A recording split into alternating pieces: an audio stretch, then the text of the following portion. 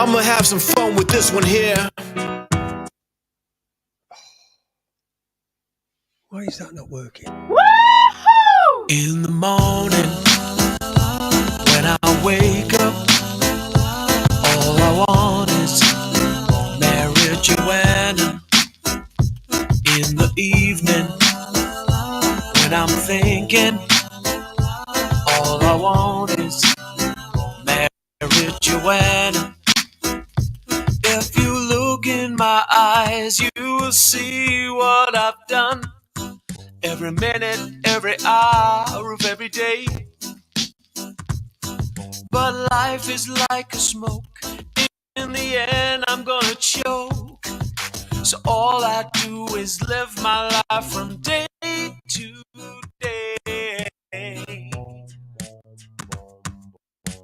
Oh my God, you know you better watch yourself because I know you're waiting on the one. Cause I'm telling you consonant. Cause you know the one that I take off away and you let me see you do that run. Run the one that they clan and the one that. Cause I know you cannot be me now what you wanna do. Cause I'm about to break it down me cause so like cause you know you cannot fade me now let you wanna. You better back of the night because I'm telling you what bar, bun bar, can I wonder. Because you know you like the way you put that pick up. Cause I'm telling all you fools what I put up. And in a mercy. Now what you wanna do and in a mercy.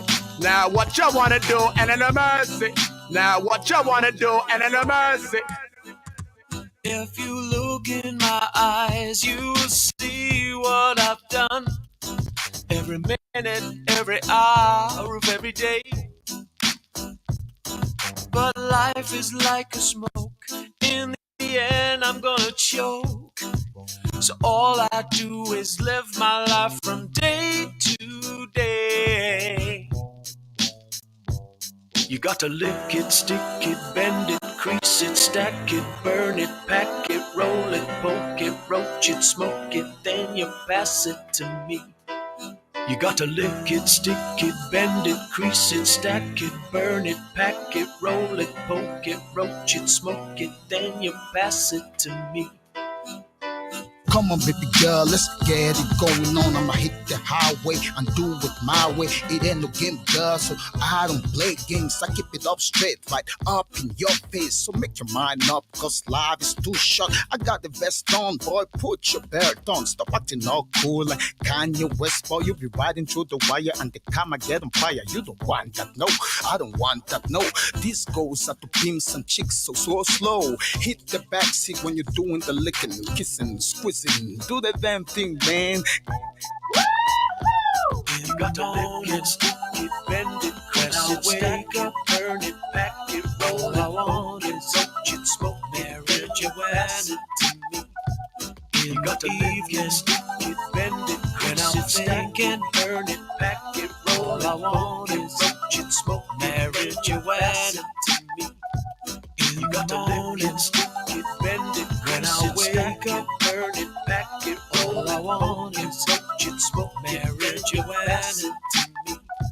In the evening, stick it, bend it, when I'm stacking, burn it, pack it, roll I want is roach it, smoke marriage, pass it to me. And good evening, and welcome to Raconteurs After Dark. It's Friday night, and as usual, I'm doing an After Dark thing, so it's a little bit more laid back. It's a little bit more. Can you see Mini Me?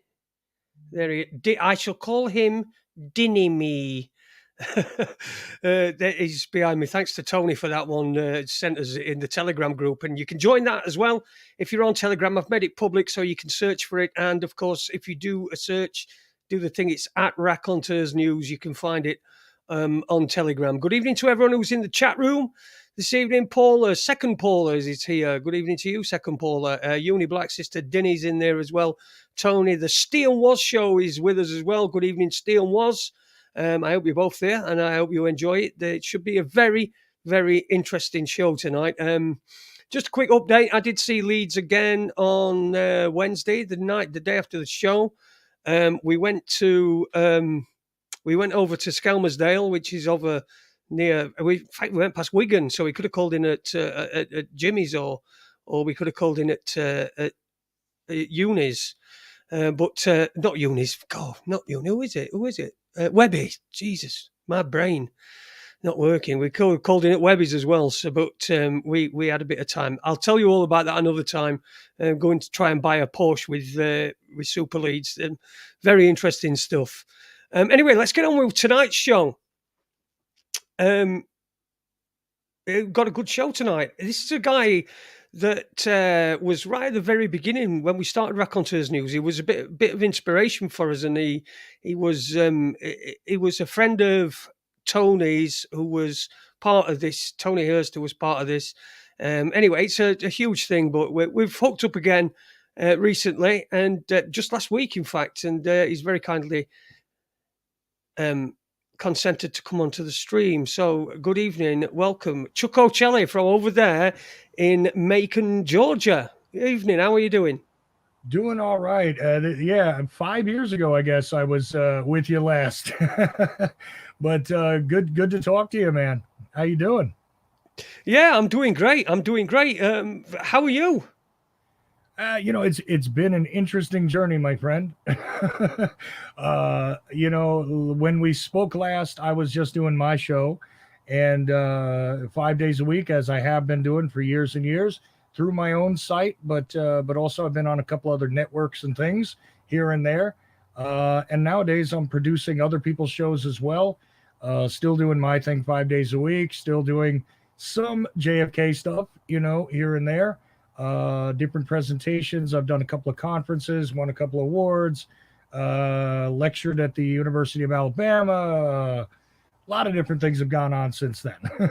So, it's good to be back with you though, man. It's like I say, 5 years. I don't know. What did I do? What did I do wrong? Nothing at all. You didn't do anything wrong at all, Chuck. Nothing at all. I just want to explain to everybody, Chuck is partially sighted. In fact, he's legally he's blind. He's got a little bit of sight, as we mentioned on Tuesday, because because Leeds was on Super Leeds, who's got a different kind of problem with his eyes. So I've sent a message to Robert at Health Freedom UK to see if we could perhaps get him on in the second hour or something like that, just to give you a bit of advice on that. But what's on your radar? What are you talking about? What's the big stories that's going on in the alternative media over in the United States of America? Well, what are the big stories, and is there any alternative media? These are good questions. The allegedly independent media has gone into another schism, as per usual. And nowadays what you have are two factions, effectively. And that you can divide them thusly. You used to be able to divide them with Trump, but he's been a bit out of circulation lately.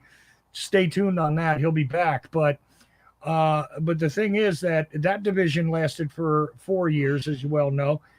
Now we're on to the Ukraine division, which is either you're siding with the MS. Right. Sorry, I lost you a little bit then. Oh, I'm sorry. I had no idea why. But either you're siding with the MSM at this point, right, when it comes to the Ukraine, or you are siding with Vladimir Putin, and that is the way the independent media has now divided. As opposed to going after the facts, trying to look at what the real situation is, or maybe speaking from an anti-war position. These kinds of things are disallowed in the indie media. And it seems as though the indie media in America, anyway, is policing itself much like the thought police of the past. So just so you know, you're talking to somebody who thinks that, guess what, Vladimir Putin is just as evil as any other world leader, and maybe a little more. Okay, I understand gangsterism. So therefore, I do understand what Vladimir Putin's doing. But I understand gangsterism because guess what? I'm American. And I'm real about what goes on with my government as well. Okay. And I've actually known real gangsters. So there is a realism that's not being followed through on with the indie media here right now. There is a small faction of individuals, and I'm one of them, who says that, you know what, maybe we should just consider that this entire circumstance is a situation where no one has their hands clean. Is the Ukraine filled with Nazis? No, it is not. Are there Nazi factions there? Yes. Who funded them? Well, now you got to dig. Who has used them? Now you got to dig. Is Vladimir Putin a good guy in this situation? No, he is not. But are there any good guys when it comes to this kind of thing? There you go. There's your ultimate question, and the question that everybody's afraid to ask. Meanwhile, as I said, the MSM is virtue signaling. Look at the horrible suffering of the people in Ukraine. They are doing this in such an absolutely illegitimate way that there is no question in my mind that these people don't care. They're using it as a ratings ploy, and they're using it to appear as though they give a damn about human rights. These corporate media slugs that we have in America have no heart, have no soul. This is about ratings.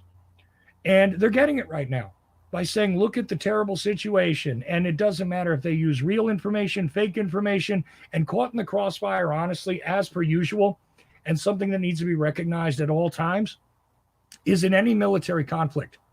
The one guarantee you have, people are talking about war crimes and this and that right now. The one guarantee you have is that war crimes will occur. You know why? Because war itself is a crime. And that is the bottom line.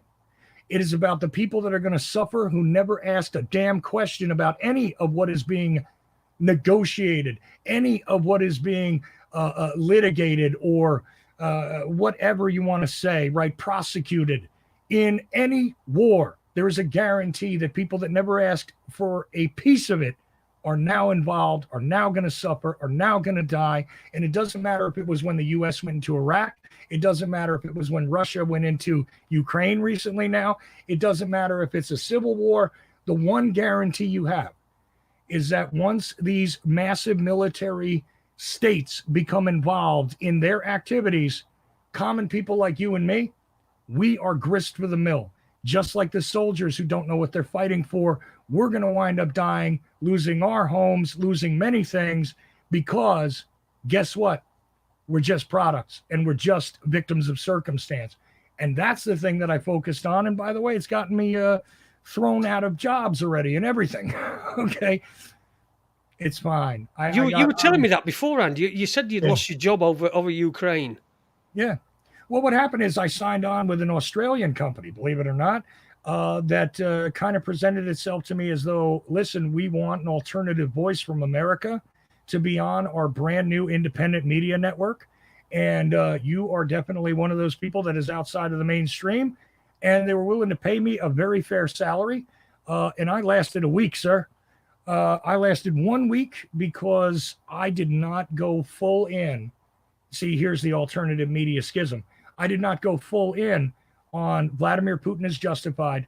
Vladimir Putin's a good guy.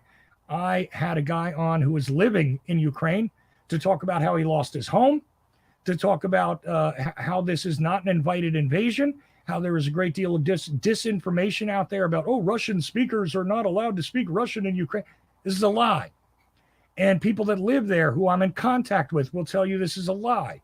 And there are many lies being told by all sides of the corporate media and state media structures that are out there. They're not talking about the reality on the ground. They're not talking about what real people are suffering. And guess what? I tried to do that. And as a matter of fact, when I'm done talking to you today, I'm going to do it again, except it's on my network. Nobody can fire me, and I'm going to do it my damn way.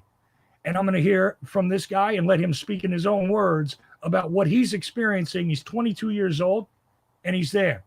He's there.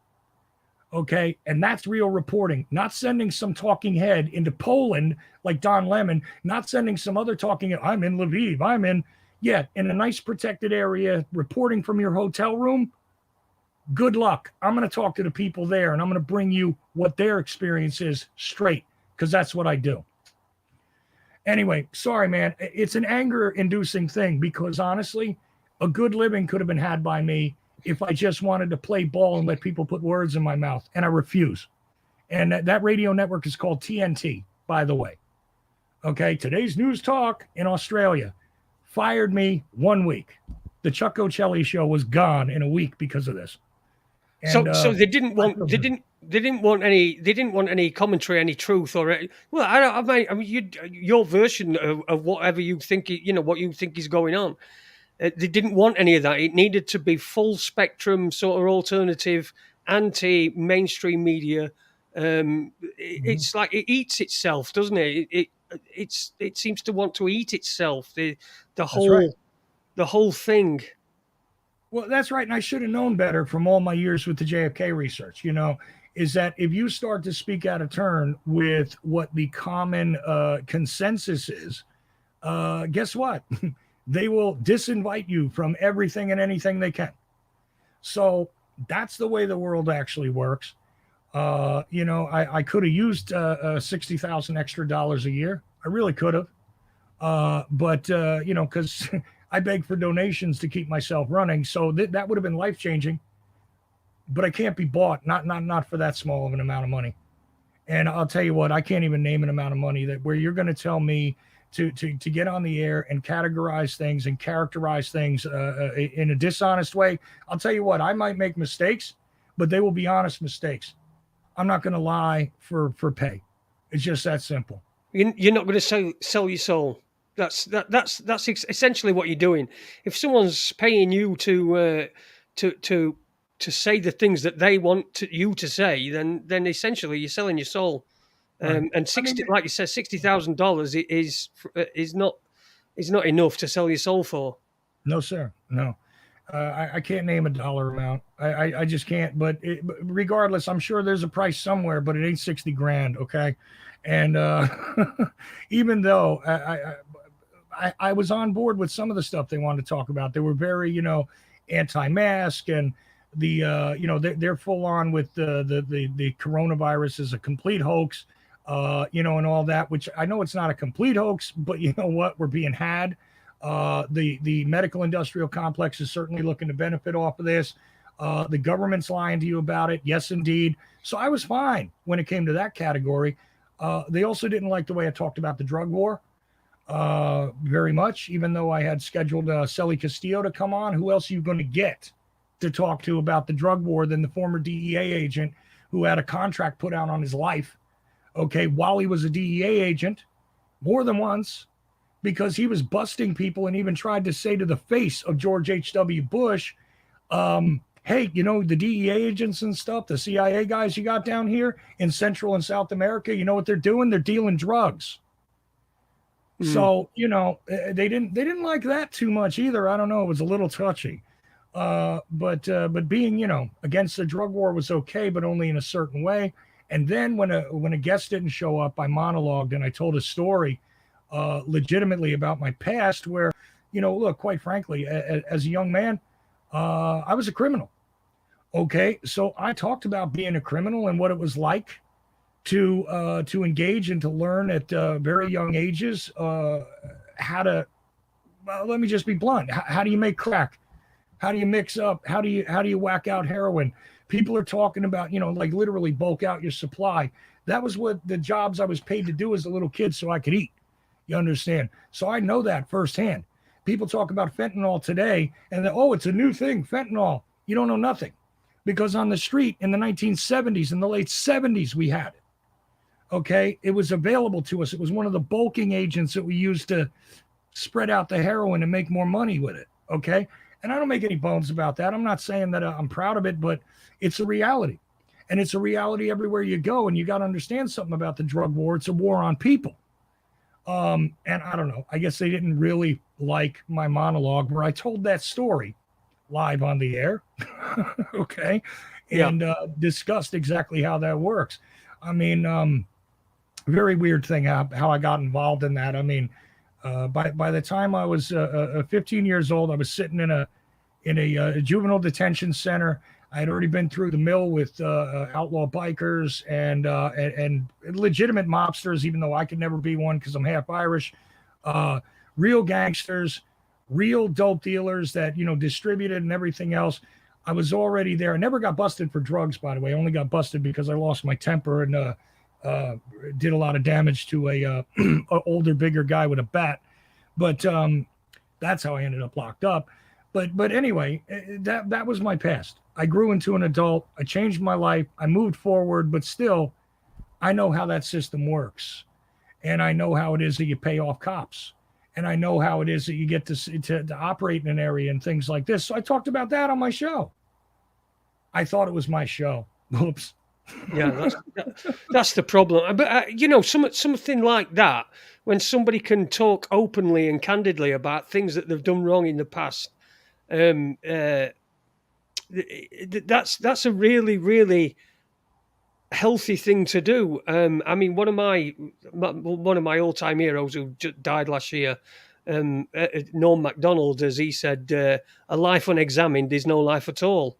And you've got to be able to look back on your life, and if you can be honest with yourself, because that's the most difficult thing. If you can be honest with yourself, and then if you know, tell people warts and all, that should be applauded. That should be applauded, particularly when you've had a difficult past like yourself. You know, you've been I spent a very short time in prison, but really for nothing for something that I really shouldn't have been in for, back in my youth. And it's something that I don't really talk about, but you know, it's still a part of my life that needs to be examined and needs to be looked at and spoken about when the needs be, and not to be afraid to speak about it, because people are sometimes even. I don't know if this is just a human thing, but when you start thinking about things that you really don't want to think about things, you sort of get a little bit embarrassed by yourself in your own head. You know, do you understand what I mean? No, I do, but one thing that you can't deny, and if people want to look up where I was in the state of New Jersey, there's a complex of buildings in a town they call Bordentown in New Jersey. It's one of the toughest juvenile prisons to ever exist. I tell you right now, it was very much like a dungeon in the Western world, anyway. Okay, and you hear those locks tumble, man. And if it doesn't change you, then you're not a human being. Once you realize you're in a box, you're in a brick cage, a brick and steel cage, it will change you. And I'm not saying that I necessarily cleaned up entirely after that, but that was a big wake up call, getting out of that. And look, you gotta look at everybody looks at the symptoms with this stuff. You don't look at the cause. I mean, if you come out of a place, like I could tell you a story, I'll try and shorten it. But I mean, my introduction into that world, I was 6 years old, right? And my father had committed suicide when I was 4. He was a Vietnam vet. He was gone. My mother was very young. She was, let's see, if I was 4, she was 20 because she had me when she was 16. By the time I was 6, she was 22 years old. And she had a drug habit, and she would go out and do business, a bit of prostituting, things like this, and have to drag me along. So I wind up sitting on a bar stool in the dark in a bar, because they used to do this in America. I don't know if they do it over there, where you can just sit a little kid on a bar stool, you give him chips and a soda, and he stays out of the way, you know.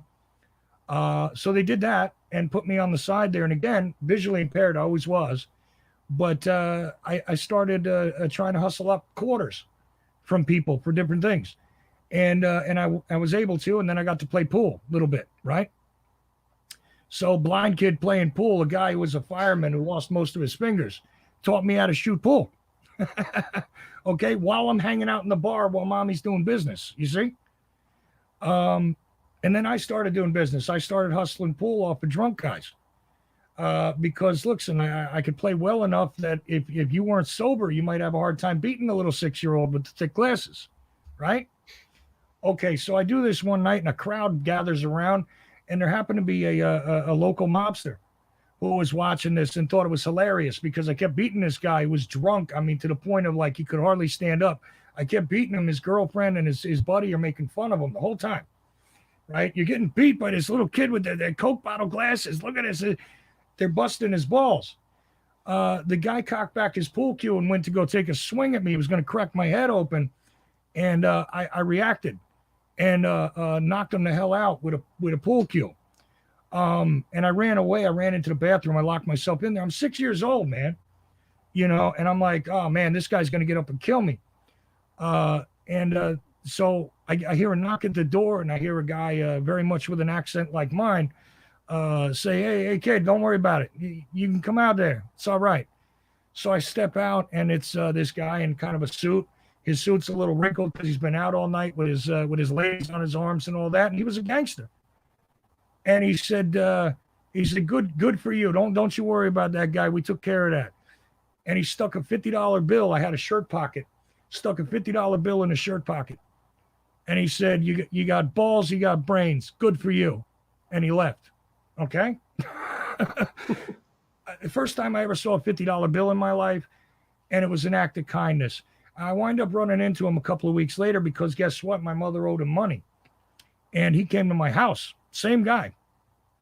He comes to my house, and he kind of threatened her a little bit. You got to pay this money. And he took me. And he said, I'm going to take your son till you pay me.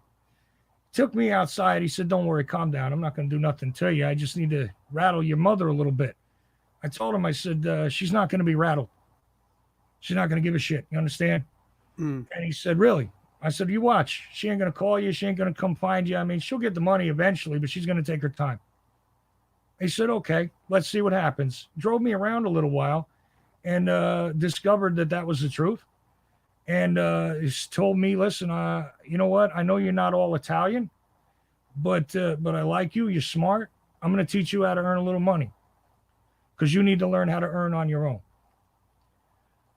And that's how I got into that world to start with. An act of kindness and an act of decency from a guy who, you know, most people say, oh, he's a criminal. And I called him Uncle Joey after that. And to this day, I don't know his last name, but he kept me around for quite a while. I was like his mascot. I used to pour drinks, hold money, move things around. And if ever the cops did pick us up and hold us temporarily, which they wouldn't hold us for very long, okay, my whole story to the police is I'm scared. That's my Uncle Joey, and I don't want to say anything. And that's always what it was. Right. And a little while later, somebody decided Uncle Joey didn't need to live no more, and he disappeared. So that's a whole story in and of itself, but that's the short version of how it is. You go from you're a starving kid, your mother's messed up on drugs, she's doing her thing, you got nothing, and somebody comes along and says, you know what, I'm going to show you how to take care of yourself. And I took it. So that's how you get into that world. That is not, I'm just an evil piece of crap and I want to go out and deal drugs and I want to go out and be a criminal. And you know what? If it's your only way, it's your only way at a certain point, man. So it is, and it's something you shouldn't be ashamed of. No.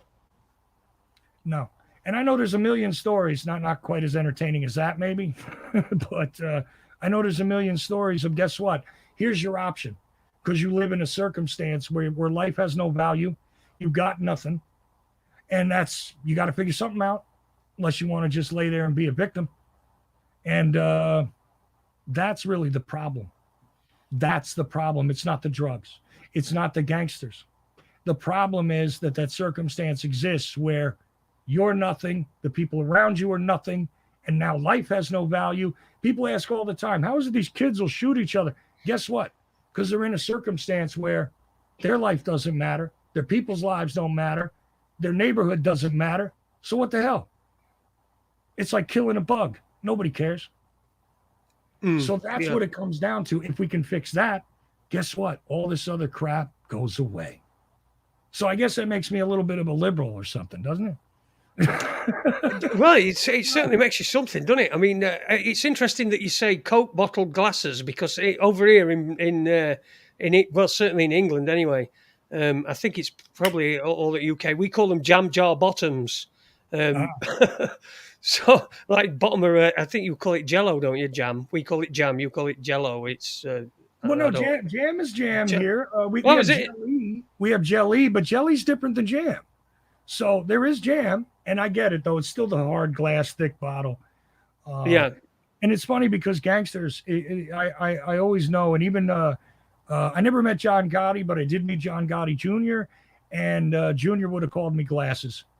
That's exactly what these guys all started calling me. So, but it was because in the 1970s, I mean, you see this, I don't know if I'm holding this up to the camera right, because again, my Yep. eyesight sucks.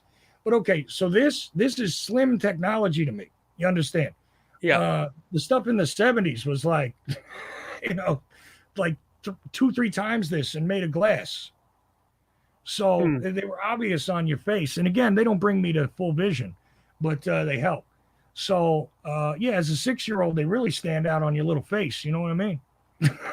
So. Well, they're good, aren't you? I'm assuming you didn't start. When did you start doing what you're doing now, and when did you decide that was the path that you were going to take? Was it something that you'd been interested in? Because I know JFK is what you're most known for. Your research into JFK. What made you go down that road? Was there anything particular that got you, or was it just the case? Well, the JFK road sort of has a story, and it rolls into the radio story, which are slightly different. So the radio story begins with me not really having friends. If you understand the basics of my childhood that I gave you, right? No friends. But I had a radio. And I loved the radio. I would listen all night because I couldn't sleep. And quite frankly, look, you live a certain life, you end up with some PTSD, which I was first diagnosed with when I was 9. That's another story, but because I'd witnessed and participated in violence, which was not meant for children. Okay, so the thing is that the radio was my friend, and I loved talk radio my whole life. I became a musician and all that stuff too, but and later on when I became a musician, that's how I got started into the JFK stuff, because I started to travel a little bit, and I'm reading books on it just because I was interested, and I started calling people, like looking through phone books back then and calling people to ask them about the truth about what was in the book, and that's how I began there as a teenager. Because, once I decided to stop trying to do criminal things as a constant, I wanted to be a musician. That didn't work out so well, but I made a living for a while, partially as a bouncer, partially as a recording guy, partially as a man. I did all kinds of things in the music business. Anyways. That's how JFK kind of started for me. But the real inspiration that got me cooking was, again, I got to go back to my father. See, he was a Vietnam veteran, and he was a mess, and there was no help for him. And as I said before, he committed suicide in 1976. Okay, so I'm 4 years old then. Fast forward 15 years, I'm thinking my father was a veteran. I'm legally blind. I might be able to get help from the government to go to college. Crazy idea, right? So I applied for it, and they told me that there was no record of my father having served in the military, and that I could be prosecuted for trying to collect benefits as the son of a veteran who wasn't really the son of a veteran. I knew that wasn't true, but they had no record of him serving. So I let it go for a little bit, but I was angry.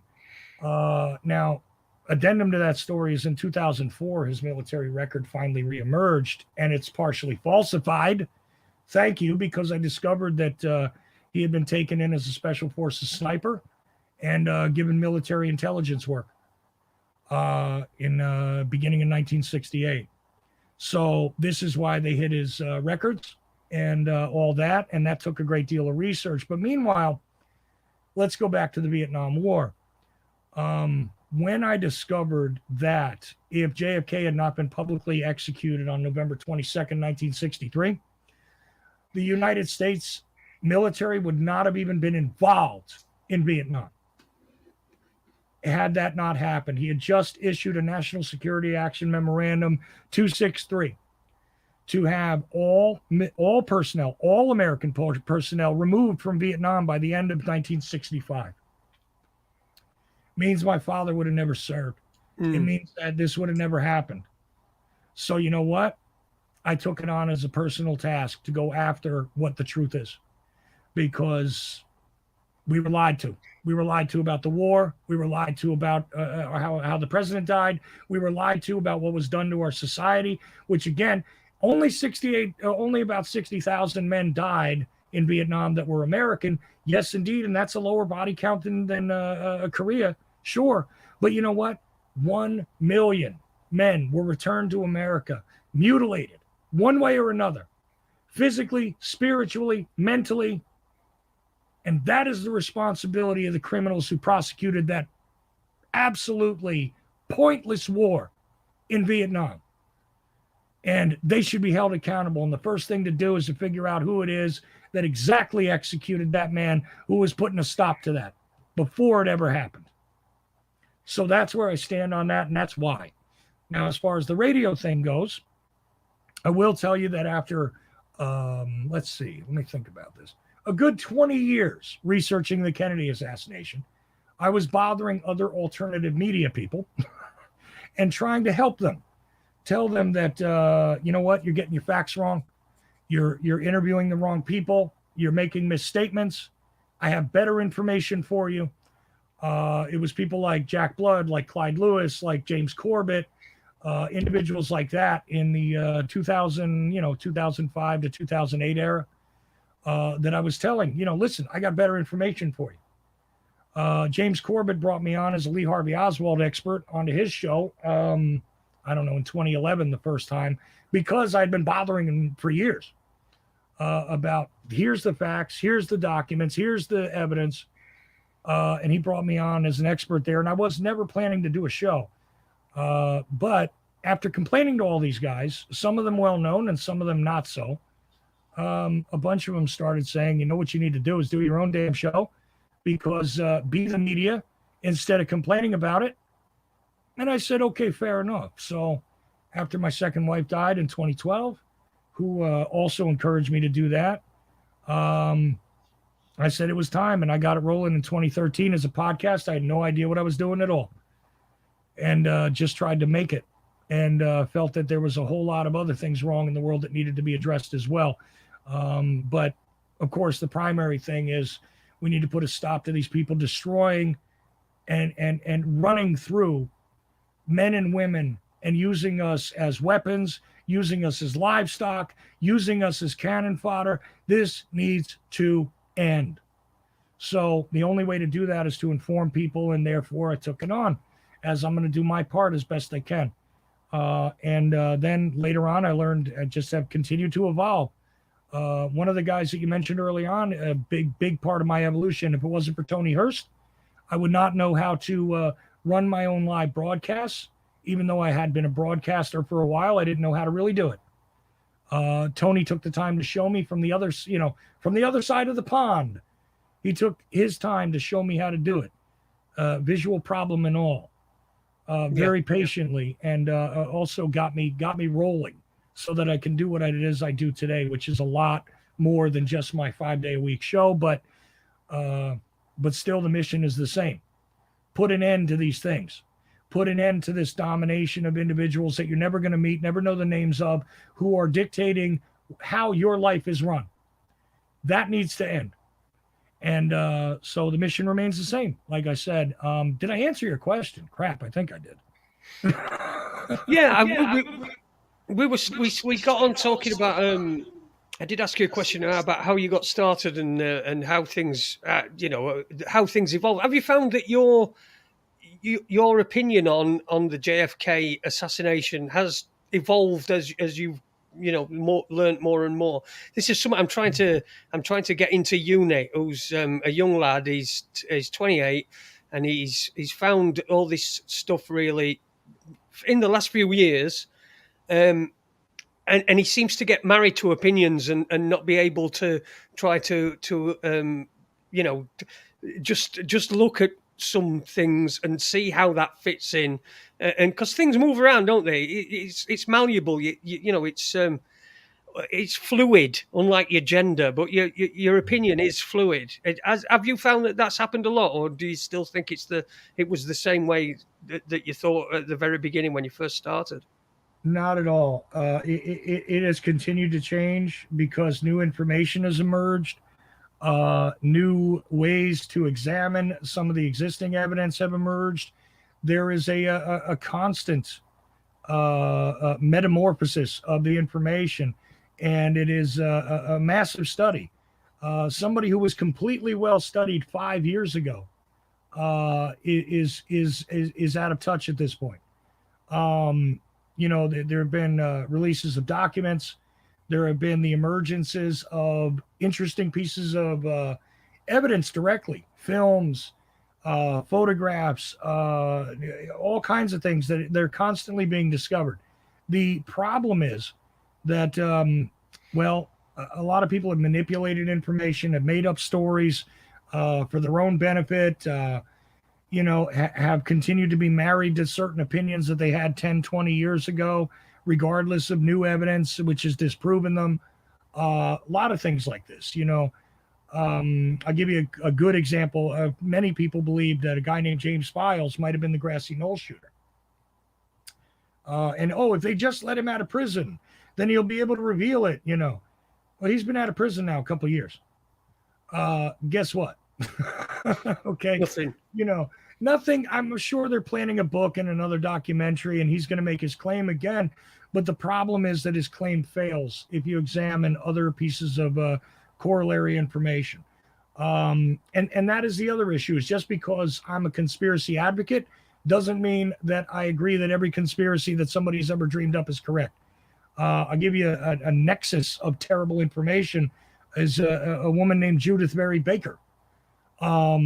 Absolutely anything that she endorses virtually is wrong. It's fictional. Judith, is that That's the one that is supposed to be Oswald's girlfriend, supposedly. Yeah. Go on. Yeah, carry on. Sorry for interrupting. No, not at all. Ask away questions. I'll be more than happy. But she is a primary example of the problem. Her story falls apart when you examine the evidence, you examine the circumstances. When somebody does 1,200 interviews of individuals that should be in the nexus of people that she should have known, and her name never comes up, guess what? She probably wasn't there. I'm satisfied that she worked at a company at the same time Lee Harvey Oswald did and may have encountered him. But there's not evidence for anything else after that outside of her claims. And recently, Walt Brown, a couple of years ago, wrote a book called Judith Mary Baker in Her Own Words. And he sits there and lays out pieces of evidence against her claims, and it's pretty funny. It doesn't match up. It doesn't work. But there are some people who just believe her. Terrible information. And yet they ignore things like forensic examinations, which have taken place that prove something very interesting, which is that there are shots from the front that can be scientifically established, which totally destroys the Oswald behind him in the school book depository theme. You know what I'm saying? It doesn't work. But nobody wants to pay attention to those things. They pay attention to the fanciful stories. They pay attention to, maybe the limo driver shot him. Maybe, this guy was there, and there 5,000 people in Dealey Plaza that they say were there, even though there's no photographic evidence. All the photographs have been altered. Kind of impossible when you go through the array of stuff that was photographed and filmed that day. To say that some things were altered, yeah, to some degree. But this like wholesale, like they created the Zapruder film out of thin air, also very bad. Not plausible. Now, are there problems with the film? Yes. Is there damage to the film? Yes. Is there an alteration of the film? I would say yes, but not to the degree people are talking about. And it's just so bad. Some of the stuff that's out there. It's a mess. It's a real mess for somebody coming into it now. Paul Webster, who is he's co-presented on this show before, and he does this show, the Webster Report, Evening Web here. Hope you're okay. And I've got to say this as well, Chuck. You and he are not dissimilar in looks. You do look pretty similar to each other. And somebody else said all the best YouTubers wear vests. So I just want to point out I've got my vest on as well. So don't leave me out on that one. I didn't even think about it. I don't usually use a camera, by the way. I almost never use a camera. So it was just sort of like, it's kind of hot in this room, really. So that's why I got my Rage Against the Machine tank top, they call it here. But what are you going to do? Webby's put a question in the chat room. He mentioned it the other night. I've not heard anything about this, so I'm really at a loss at your not Beck and Cole, but you understand. I don't know anything about it. But was there some sort of Meatloaf connection that's emerged since he died? To the Kennedy assassination? Yeah. Huh. You know, that would be a new one on me. I know about Elvis's connection to it, if you want, but Meatloaf. No, I mean, God knows, somebody could take pictures from Dealey Plaza and find a somebody resembling almost. I'm surprised nobody's found me there yet, and I wasn't born until '72. I mean, between all the people they've said they found in the pictures, but no, I'd be interested to know about that. I don't know if it has any legs, honestly. You know, I won't talk about something I don't know about. It would be interesting though.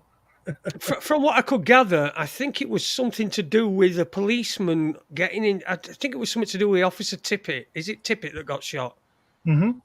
I think it was something regarding that. I think a police officer asked to get into the car to chase somebody or something, and Meatloaf was in there. And this story, his car. Here we go. According to Webby, his car was stopped by the Secret Service, and they drove his car to Parkland.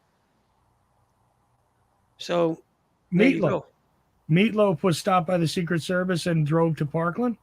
Yes, that's okay. Well, that would require Secret Service agents, which are not on record as being part of the team in Dallas that day, because we can account for all of them. And that's another interesting myth, is that they couldn't account for these secrets. Actually, you can account for the Secret Service agents that were spotted and all that stuff if you, believe it or not, read the Warren Commission testimony of one particular agent. You can already find out why it is there were Secret Service agents everywhere. But we know where the advance team was. We know where the next team was going to the next city. We know where the team that left off in Fort Worth it was. And Vince Palmera does an excellent study on all these guys. And I would tell you that unless it was some local Secret Service agents that we do not have on record as being present that day, that would be hard to do. Now, that doesn't mean that some other agency couldn't have driven somebody to Parkland, but I don't know. That's a weird circumstance there. So well, apparently, again, this is according to Paul Webster and somebody from the Steel and Was show. They say that him and his friends checked out the limo at the hospital. So the limo where the attack had been, that Kennedy was sat in. Meatloaf openly speaks of it in interviews on YouTube, which I've never come across, and it would appear you've not either. No, but listen, I'd love to see the information, and I'll follow through on whatever I can. But I mean, an exhaustive bit of work has been done on that limo as to figure out where it was and how it got to where it was. There's a few disputes in the timeline, but that would be interesting. Sure, definitely. If somebody comes up with the links or anything else, I'll look at it. See if I can find it. Actually, yeah, I'll just no have problem. Quick look to see if I can find it. Meatloaf Kennedy into it. Apparently they all had a torn $5 bill, torn into 3 parts, and they all had a part each. I mean, again, this is something I know nothing about. I'm just reading this from the comments. I think if I researched everything that anybody told me, I'd never get anything done. I'd probably have hair as well. Yeah, well, the only thing I wouldn't have is my eyesight. But other than that, I mean, I don't know. I'd probably have a lot of other things had I not tracked down a lot of different weird leads, French gunmen and let me think, French gunmen and imposters of this one and that one and the third one, homeless people, you name it. There's so many different things to track down. I've spent a lot of time on it. So, but the Meatloaf thing is new to me. So interesting. I mean, there's supposedly an L. Ron Hubbard connection too, which I find funny. And Scientology, of course, automatically suspect. But anyway, I'm sorry to have failed you on the first interesting question out of the chat, brother. Right. Well, I found it anyway. It is on YouTube. It's called Getting Hijacked. Meatloaf's crazy encounter after the JFK assassination. Extended interview. Huckabee. So I don't know who that is. Is that Mike Huckabee somewhere? Mike Huckabee's got a TV show on a Christian broadcasting network. Maybe Meatloaf gave him an interview. Yeah. See, Meatloaf. Yeah, Meatloaf is dead. Yeah, we know that. That's chat room. Everybody's. I do check my chat rooms, but it's you know this, don't you? It's quite difficult when you're talking to somebody and you're trying to see the chat. Obviously, it's going to be more difficult for you, but you're trying to follow the chat and then you're trying to do this and that and other. So I do apologise, but I am starring some questions, and that was one of the starred questions. Cool. Well, maybe we have some others that I can do something with, because I'd love to be able to answer anything or help anybody out. But unfortunately, that one's new to me. Well, we have got a one here that I'd starred that I saw. Well, there's so much possible that people could ask about, and so many theories out there, and so many different pieces of information. I would tell you that it's difficult to find anybody that I would declare as an expert on the case, and I don't call myself an expert even. I'm a student of it, and I know more than the average bear, I assure you, but outside of that, expert is a difficult label to put on anybody about this case, because there's just... That's true. Tony has put a question. He says, does Chuck have any opinions on the idea that the WASP, white Anglo-Saxon Protestant oilmen, were involved in the Kennedy assassination, as he was the first Roman Catholic to be president and they wanted him gone? Any credence in that one? Well, as far as the oilmen go, there's plenty of interesting information and possibility when it comes to motive. And people for several years have talked about, like D.H. Byrd and H.L. Hunt and these kind of guys from Texas, especially, really having a high motivation to get rid of him, because he was going to get rid of the oil depletion allowance and things like this. And also, I mean, they directly, some of these people funded flyers that went out that day to say wanted for treason. And let's see, one of them was wanted for treason, and another one was welcome to Dallas, Mr. Kennedy. You need to leave, or something like that. They ran ads in the papers and handed out flyers on their own, rich men, to get this across. This is an interesting nexus, and a lot of people have leaned on it, trying to connect Lyndon Johnson as responsible for the assassination. Which I do not believe that Johnson was responsible, although he was a criminal and a criminal president for sure. Do you think he knew it were going to happen? I know it might not have been part of a conspiracy, but it might have been something that he knew were going to happen that were out of his power. Yes, I think he knew it was going to happen, but had no idea of the details. And the reason why I say that he had no idea of the details is if you go today to the LBJ library, because our presidents have libraries afterwards, you can find a recording which for many, many years was never meant to surface. But between him and J. Edgar Hoover, that weekend, effectively asking, were any of those shots aimed at me? To Hoover, which he had no idea that the public would ever hear that. And Hoover told him no. And he legitimately sounded like he thought he was in the crosshairs of whoever shot Kennedy. So in that way, I don't think he knew the details, but he was in the motorcade. He was a few cars behind Kennedy, and a guy named Rufus Youngblood was the Secret Service agent who dove on Johnson and actually adequately protected him during the events. But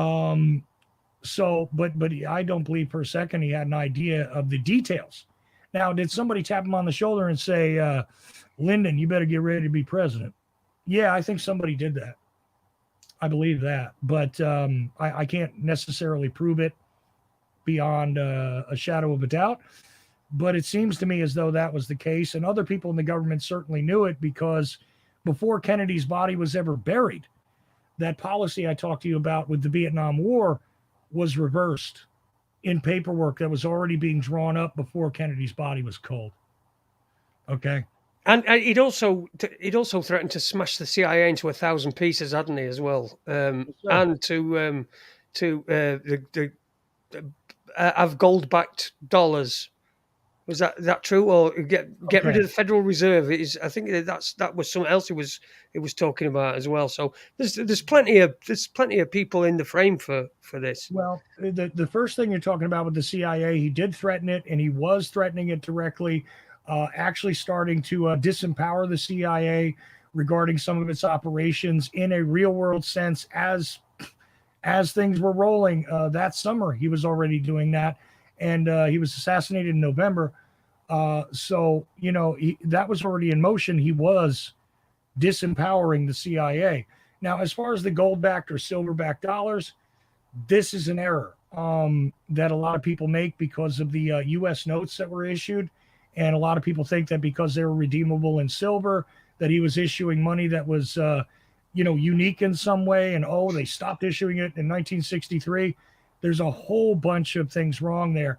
And I had James Corbett do a presentation recently, in fact, at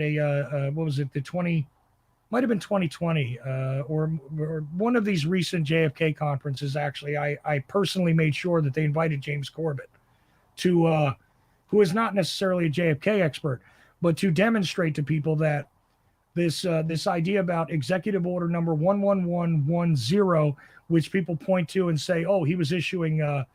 Well, you got to read the executive order. It's not an order that does what people say it does. It's an addendum to a previous executive order. And effectively, he was going to transfer his power to dictate those things to his Treasury Secretary, who was C. Douglas Dillon at the time. And if you take a look at C. Douglas Dillon, he's certainly a servant of the banks, first of all. Secondly, this monetary mechanism that people are describing, they don't understand it. It was meant to represent the amount of silver that was in circulation on paper. That's true, but it's not something that he invented. It was something that was already in the purview of the executive branch. And also people who say, well, they stopped printing them when he died. You're also wrong. They printed them all the way up to 1971.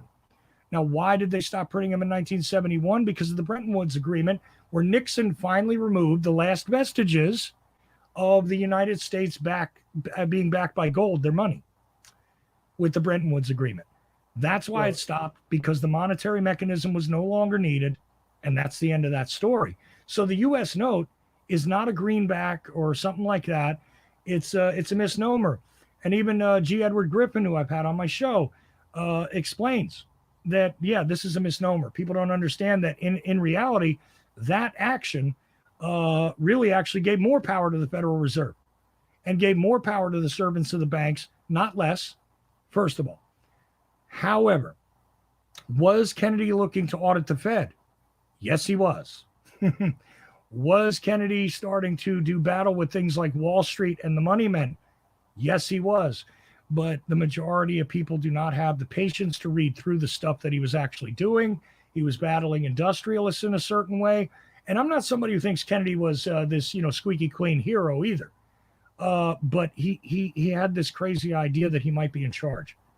I think they decided to prove him wrong there publicly in Dallas. So that's the way that went.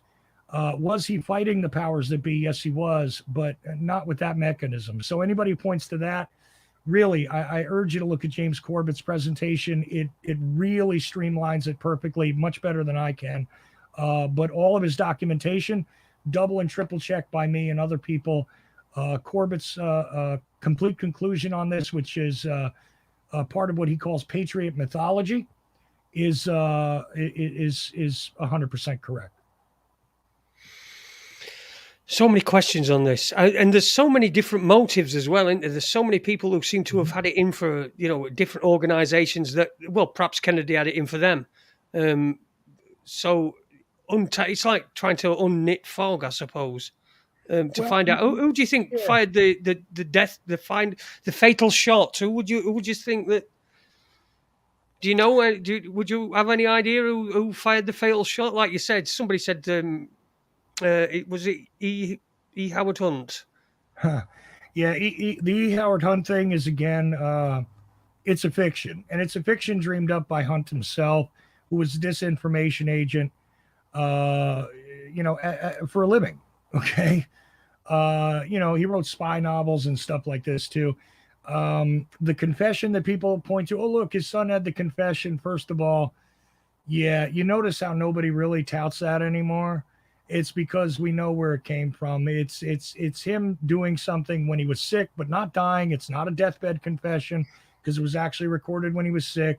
And frankly, I think he was creating a historical fiction to be turned into a book or a movie script at the time he did that, and it falls apart when you check it.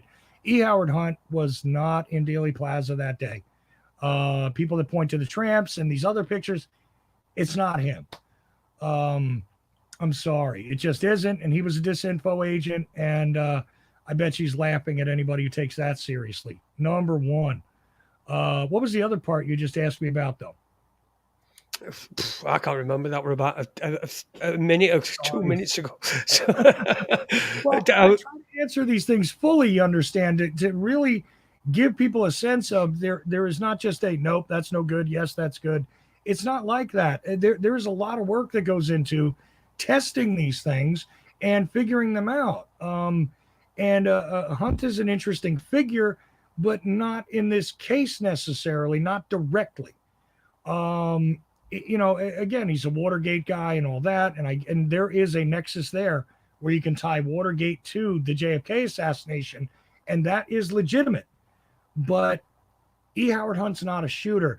You want to know who the shooter is? Okay, well, that's what part of what you asked. That was. I can tell you that there are now, for the first time and I started at this at around the 25th anniversary. We're going to come up to the 60th anniversary soon. I can tell you that for the first time in all that time, over the past couple of years, there are actually legitimate leads that may indeed lead us to one of the guaranteed. There were at least two shooters, and most likely three. One who missed and two who hit the mark. So I can tell you without, and again, I don't want to do this publicly yet because it could be that it'll be disproven before it's all finished. But there are people working on this, and I'm aware of it, and actually a little part of it, where we may be able to nail down 2 out of the 3 shooters, finally. And wow. Guess what? None of them are named Oswald. I'll give you that. Now Oswald was there, but I'm fairly satisfied that if indeed he did use that weapon at all, he didn't hit anything either. And I would not count him as a shooter. And, I'm gonna ask you this question because Taylor, who's the guy from Washington, I'm going to bring him in a minute anyway because he just keeps asking questions all the time. He's really keen and mad and up for it. So Taylor, if you want, I'm going to invite him in. But he says, "Have you seen JFK to 9/11? Everything is a rich man's trick." Yep, one of the worst documentaries ever made. Okay. We've had the creator on here 3 times. And I would tell him to his face, it's horrible, man. You're trying to put Bush in Dealey Plaza, also wrong. This is why Russ Baker doesn't like me too much, by the way. And gave me the stink eye the last time I saw him at a JFK conference because he knows he's wrong. All right? That's all there is to it. You can't put Bush in Dealey Plaza. I know where he was. And he was at a Kiwanis Club meeting. Okay, that's where he was. There's photographic evidence for it. And the guy that they're trying to point to as Bush, you want me to pass you a graphic? I'm sure I got one somewhere to show you that if you go through the photo array and follow the character that they claim is Bush in this one angle, he is not Bush. See, that's the thing. There are hundreds of photographs from that day. So, like, for instance, people think that the babushka lady's one lady, right? There are 4 women with babushkas on their head. I've been through the photo array, blind as I am, jeweler's loop and everything, telling you now, the guy that they say is Bush in Dealey Plaza isn't him. It's a totally different guy. Okay? But at certain blurry angles, you can take a little piece of a photograph and you can find something that, that kind of looks like it's a Rorschach test. But Bush was some miles away. He was in Texas. He wasn't too far away, but he was some miles away.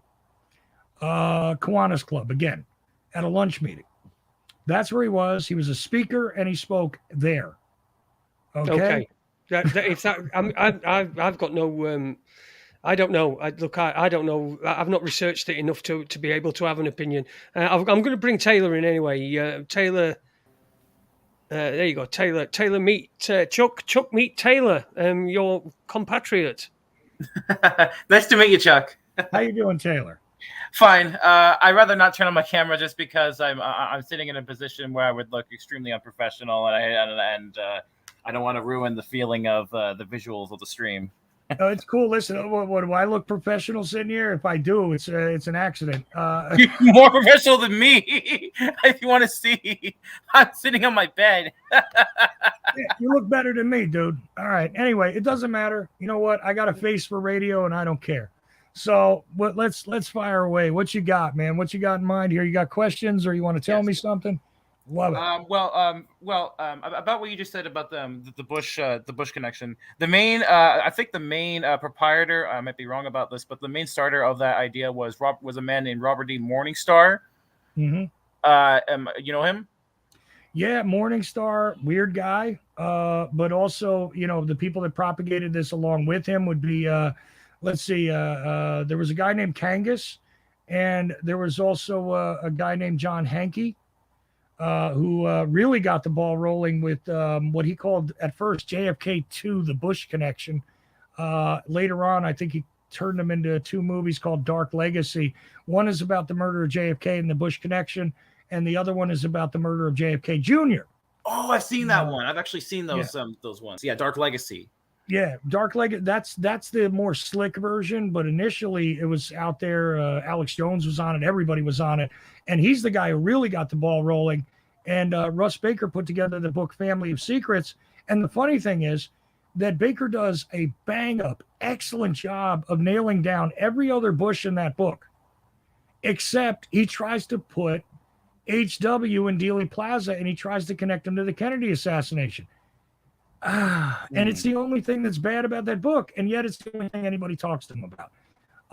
But when he takes down W in there, and he takes down Prescott and the connections, the trading with the enemy stuff, all of that is great. And then he goes and tries to put, Pappy there in Dealey Plaza, and it's awful. You don't have it. You don't have him there. If you realistically check because people, look, it's a photograph. I get it. Follow that figure through the array. Sit down and look at some of the other photographs. You'll find when that figure is a little more clear in the frame, it's a guy wearing glasses, looks nothing like him. I mean, nothing like him. He's probably like 30 years older than Bush is in that picture. And people have even tried to put Junior in Dealey Plaza.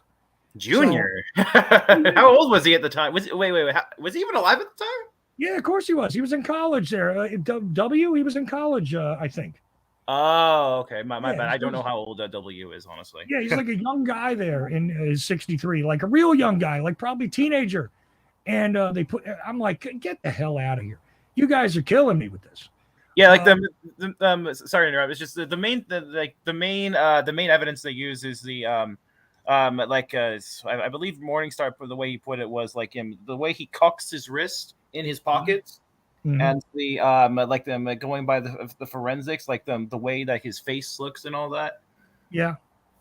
See, but again, a forensic examination of a blurry background image, and then you got to try, like I said, line it up to other pictures from that day and follow the figures around. I've done this game where you follow these figures around, and guess what? They look different in different shots, but they're wearing the same clothes. They're standing the same way. Okay. And it's like, that's that guy. Okay.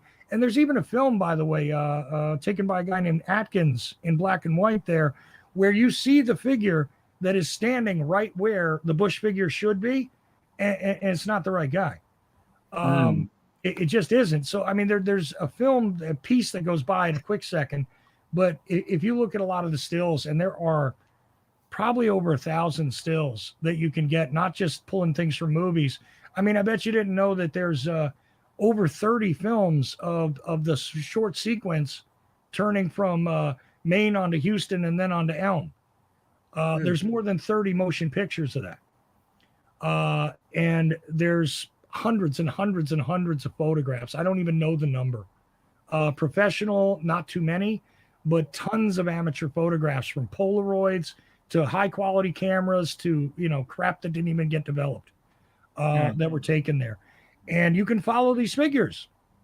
Here's the lady wearing the thing with this pattern on her. Okay, here she is over here. Here she is over there. You can figure out where she was walking and what she was doing. If you do that and you reconstruct it, if you attempt to do that and you find the Bush figure, you reconstruct it, you're going to see him wearing glasses. He's got gray on the side of his head. That's not the hair pulled back. He's wearing the same suit, the same tie. And unless there were guys dressed exactly the same in Dallas, I don't think that would have been normal. And also in almost exactly the same spot, which, by the way, there isn't a guy similarly dressed near him. So I'm fairly convinced. And like I said, I can give you that picture where you see this guy just slightly turned in another image. And it's not Bush. Plus, we've tracked down where he was, which, as I said, he was at a Kiwanis Club meeting. And the funny thing is, he also makes a phone call not long after the assassination, which everybody points to. Oh, he makes this call about this guy who was working for him, the James Perot phone call, which was memorialized by the FBI in a memo.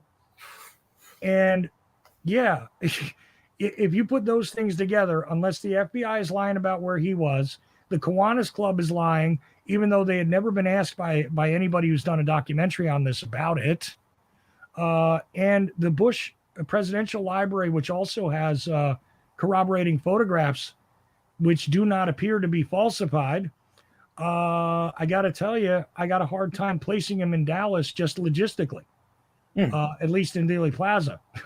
It makes sense. Yeah, that's a good counter argument, and honestly, I feel like that in and of itself could be like a good discussion between people who study the subject in and of itself. Right. It's just, I mean, like, a lot of people don't like to be challenged on their beliefs. And Jason, unlike what you were saying earlier, my opinions actually have changed on a lot of things since I first got started. So, well, I want you to know that I've done a series on my show called JFK Myths.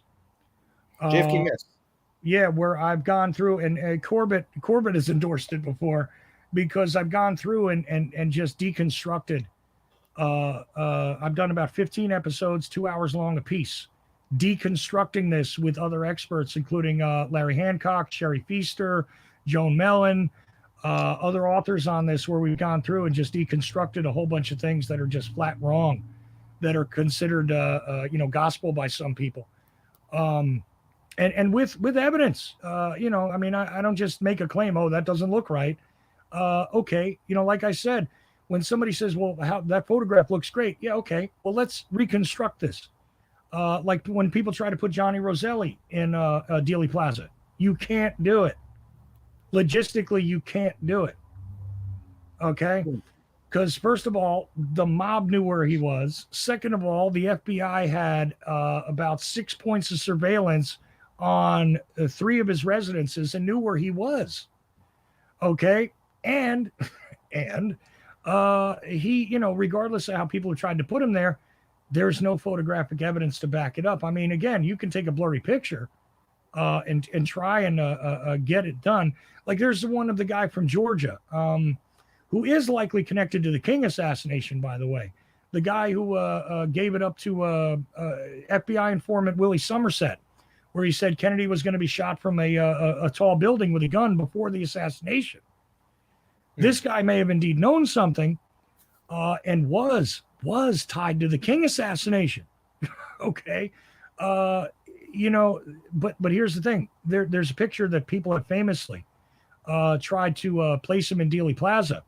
And again, that Atkins film I talked about, if you look at that figure in the Atkins film, it is clearly not him. And indeed, it's the guy that they took into custody for being drunk just before the motorcade came through. They thought he was drunk in the street and babbling, this guy. And as soon as the assassination was over, he seemed to sober up and they let him out of police custody. So I've tracked that down. And that's what I'm saying is that, you know, how many things have to be falsified from different directions where nobody's ever dug it up? And I'm not saying the government doesn't falsify records, because if you heard the early part of the discussion, I told you they falsified my father's records. You don't even know his name. Okay. Yeah. So, Yeah, I mean, they lie all the time. I mean, the mainstream media is a perfect example of that. Exactly. But remember this, they don't make up complete fiction. Yeah, it has to be half truths, because complete fiction can be easily disproven. Like, you know, like with a lot of the things they've said about COVID and this Ukraine thing, when they put video game footage on television and called it footage from Ukraine. I was laughing at that, by the way. Yeah, well, and here's the thing, just because they're lying about it doesn't necessarily mean they're not also using some truth, but some of it is just wholly ridiculous. Yeah. And that's the thing about these guys who have gone into, you know, the conspiracy industry in JFK land, is quite honestly, it's full of these people. You know, there was a guy that was supposedly photographed, you know, with Badge Man. His name was Gordon Arnold. You ever heard of him? Gordon Arnold. The name sounds familiar, but I can't pinpoint exactly who that was. Okay. I know it's connected to JFK, and I think something to do with Dealey Plaza. Yeah, he claimed to have filmed the assassination, and that somebody came and took his film. Yes. One of the witnesses, yes, who said that he saw one of the shooters. Yes, he saw one of the shooters, and he was standing under the tree and all that. Well, you know, unfortunately for Mr. Arnold, who's dead now, and used to walk around Dealey Plaza with a big white T-shirt on that said, "Hi, I'm Gordon Arnold." I kid you not. This guy, it turns out, you know what? He's not in that smear on the film, my friend. He's not there.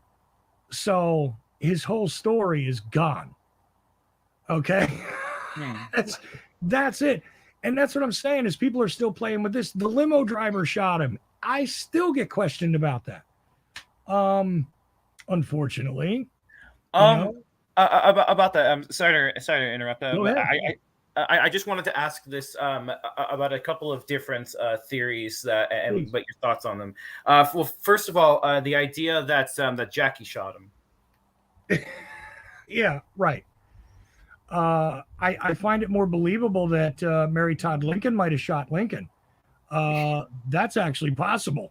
But Jackie shooting him? Okay, so tell me, what is the evidence for that? Because I've heard this and I've got nothing to add to that. I can literally see in a good copy of the Zapruder film, and used to be able to see it on film before we had it digitized, that, you know what, she's leaning forward, pretty much asking him what's wrong, and gets splattered in the face with his brain matter. I can see all of that very clearly and see where her hands are, and I don't see no gun. And we did a project several years ago. I don't think anybody's ever really talked about the results of it, but we created a life-size projection of the Zapruder film, a good copy. And I got to tell you, it's very vivid, to scale, by the way.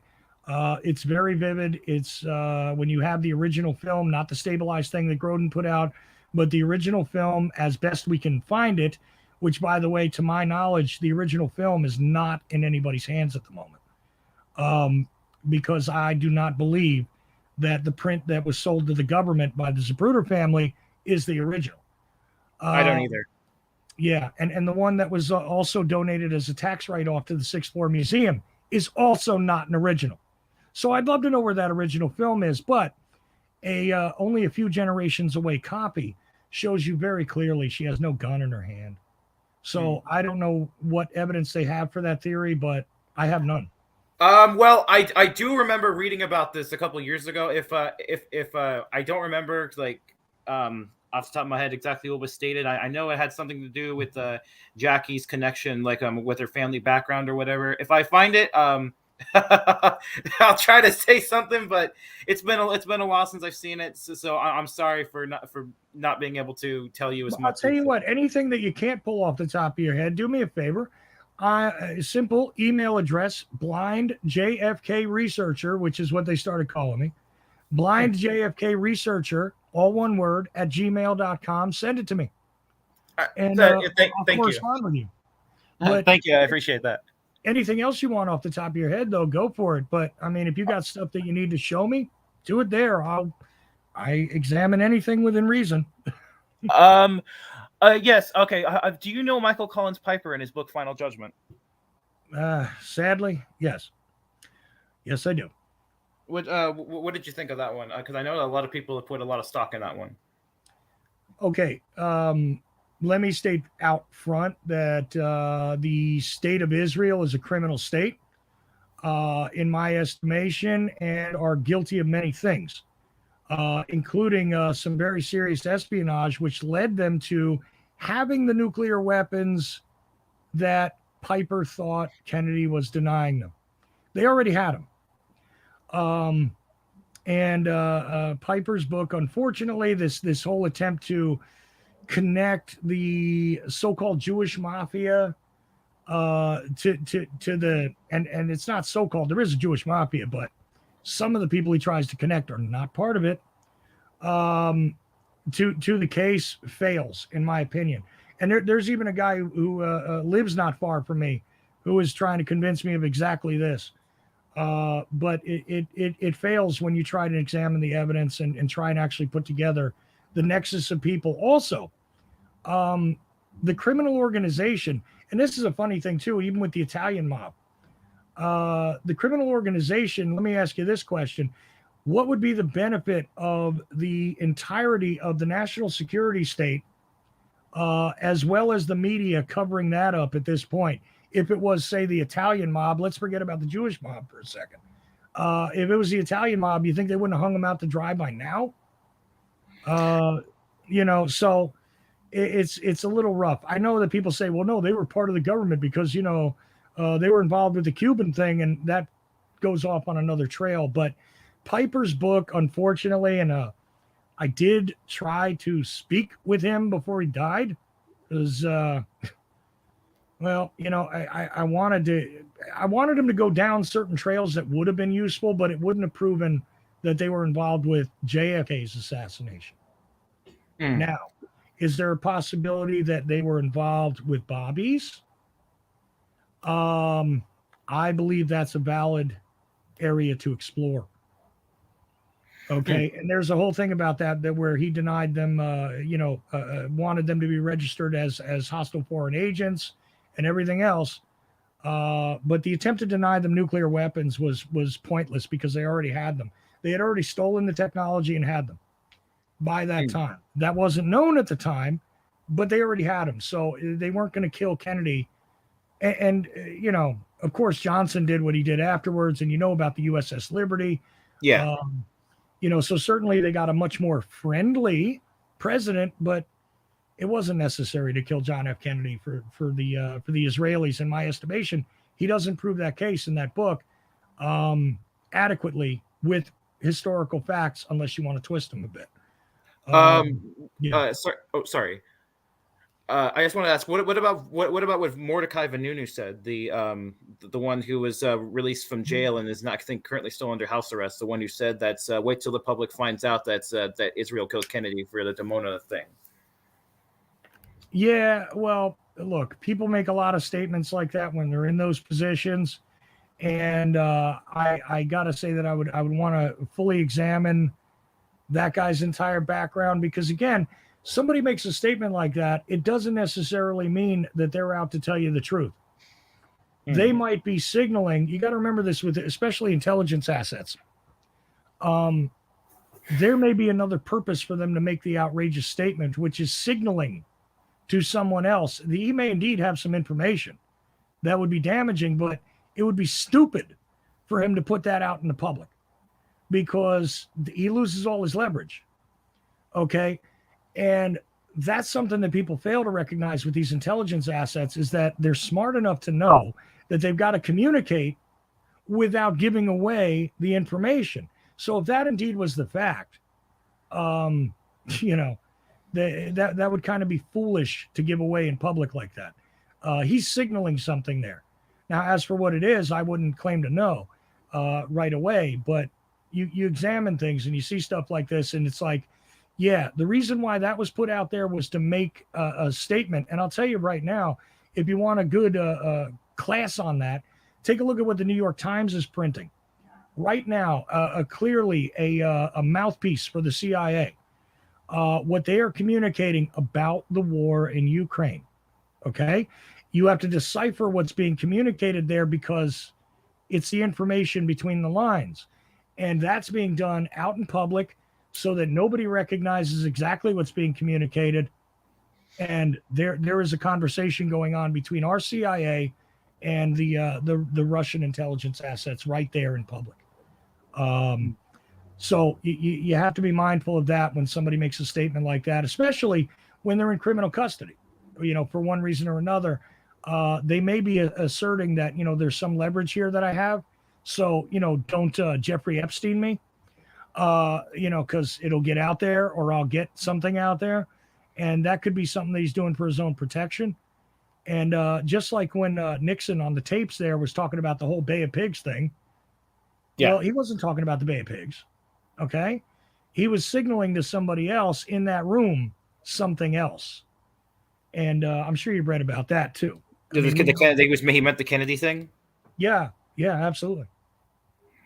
Speaking of Nixon, and I know this is more about Watergate, but what do you think about the whole Flight 553 situation and Dorothy Hunt being silenced because she was going to reveal some things related to the Kennedy assassination? Because her son and E. Howard Hunt's son, St. John Hunt, has been fighting all these. He's still alive today. He's still fighting to get the truth out about this and to interviews about it. Yeah, St. John is an interesting character. I'm not going to comment on him because I don't think it would be fair to do so. But when it comes to that circumstance, here's the problem. The Watergate situation is the CIA, guess what, taking out another president. Except this time it was a little too soon to be putting a bullet in him. Everybody who's involved there is a CIA actor. I mean, you mean to tell me that a guy who instructs people on black bag jobs at the CIA can't keep it straight to put tape on a door the right way? That was done on purpose. They wanted to kneecap Nixon. Sorry to interrupt. It's just I believe Piper even did an interview on that. He was talking about Nixon, how he was going against the establishment. His comments about the Jews and. And that's why they wanted to get rid of him. First they got rid of Spiel Agnew, then they got rid of put in Gerald Ford, and they got rid of. But see, that's the thing with Piper is that he's seeing it through the lens of it's all about the Jews. I got to tell you, it's actually all about when it comes to Nixon. It's all about his challenge to the CIA. He wanted that stuff collected, through the CIA. He told, and they never did it, by the way. He told his director of national intelligence he wanted it done. Okay. And he never got the information. He wanted to try and sanitize the files for his involvement in a whole bunch of political actions, executive actions, that Nixon participated in during the Eisenhower administration. There are a whole bunch of regime changes and things that Nixon is directly responsible for. He wanted that cleaned up. He wanted that destroyed. And that's what that's about. And that's why he had to be kneecapped. There's an excellent book on it where a guy made a request at the National Archives for one document, and they started bringing them out boxes until they figured out they made a mistake. And, oh, man, the guy's name is not on the top of my head, but did an excellent book using those documents that were never meant to be declassified that shows the CIA was moving against Nixon, which is really, really bizarre. And that's what they were doing. It's got nothing to do with the Jews.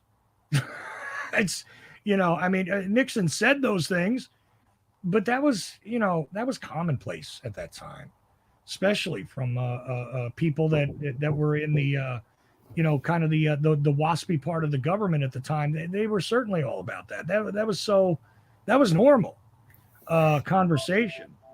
And this idea of the Eastern establishment and all this, it was about the intellectualism, and certainly he was battling that, but he was, a Quaker. So he had a lot of philosophical problems there. So, but anyway, no, the CIA kneecapped Nixon. I'm willing to say that definitively. They were the ones who took him out of office by blowing a third-rate burglary, which was nothing.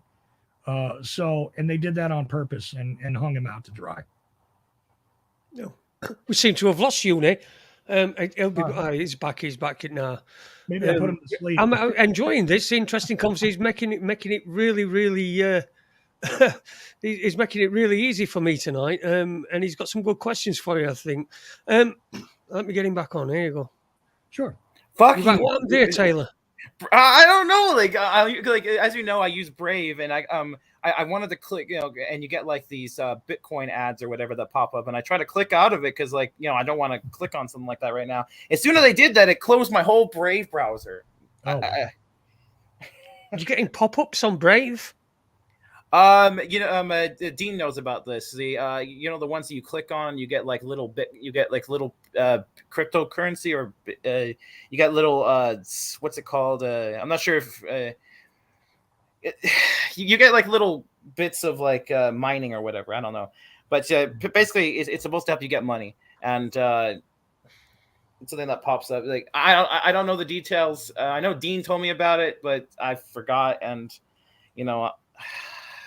I'm sorry. Dean, if you're there, please explain so I don't look like an idiot right now, please. As regards, I mean, just an observation for somebody who's an outsider and not really read up on all this sort of stuff. Regarding Israel, I mean, Israel's an easy target for people to say that they're involved. They're involved in everything. There are certain people, we'll not mention any names, but, it is an easy target for people to say, well, it's Israel, and or even blame a religion, which is ridiculous. No, but if you want to talk about Israeli intelligence involvement in 9/11, I mean, we can go there. Yeah. That's all I'm saying is that everything seems to have someone will connect it to Israel, no matter what it is. It always seems it's an easy target. If somebody insists on it, they'll do it. And Piper was like that. And I'll tell you, that totally infected another guy named James Fetzer, who just absolutely went off the deep end with that idea. In fact, I got him invited on a national radio show one night where he was supposed to explain conspiracy theory to the host. And he wound up in a totally complete Holocaust denial rant, and then started screaming at the host that you and your Jew boyfriend over there, because somebody objected to what he was saying about Jews, and he was screaming at him. Like it was on Ground Zero Radio a few years ago, maybe more than a few years ago. But I actually got him invited as a guest, and he did that. It was crazy. Kind of soured my relationship with Clyde Lewis. Yeah, but, sometimes that can happen, can't it? It's happened. You suggest somebody else, a guest to somebody else, and then that guest goes on and does something completely wacky. Yeah, because Fetzer started out so well in the JFK community at first, bringing out some alternative stuff, some interesting authors that nobody else would print. He put them together into books and printed them. Gary Aguilar is, I consider him to be an expert on the medical part of the case. Gary Aguilar, he printed them. There was Dr. David Mantic. Another one who is an expert on some of the medical evidence. Okay. Remember, I said there's no general expert on the whole case. There's almost none.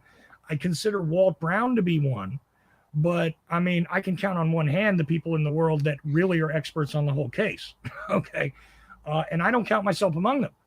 I'm, again, a student of it, but I would never describe myself as an expert, although other people do. Fetzer did some good stuff at first, and then he got into Judy Baker land. He got into the Jews did everything, and it went off the rails from there, man. And even the Sandy Hook thing, which I know nobody in indie media likes it when I bring that up. Realistically, the fact that he lost that lawsuit, he should have lost the lawsuit. He had no evidence for his claims. It's just that simple. And the Sandy Hook thing's a big mess, indeed. But is it a complete hoax? It is not. And I know that because I was from that area and knew people. So gotta tell you, it's not a fiction.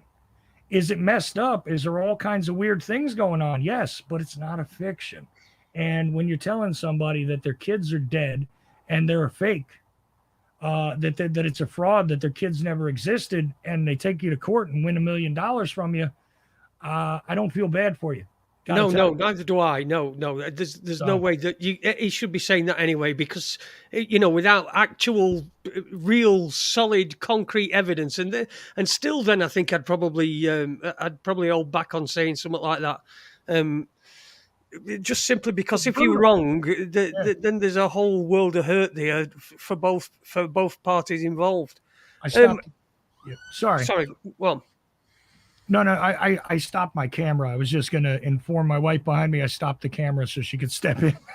That's my mistake. Go ahead. Well, we moved on. I just want to read a couple of these comments out that I've starred on here. Kimmy Panda 95XX. Good evening, Kimmy Panda. New name to me. Nice to see you. Welcome to Raconteurs News. JFK was killed to push a narrative and carry on proxy wars. It gave reasons for governments to investigate countries that had no info.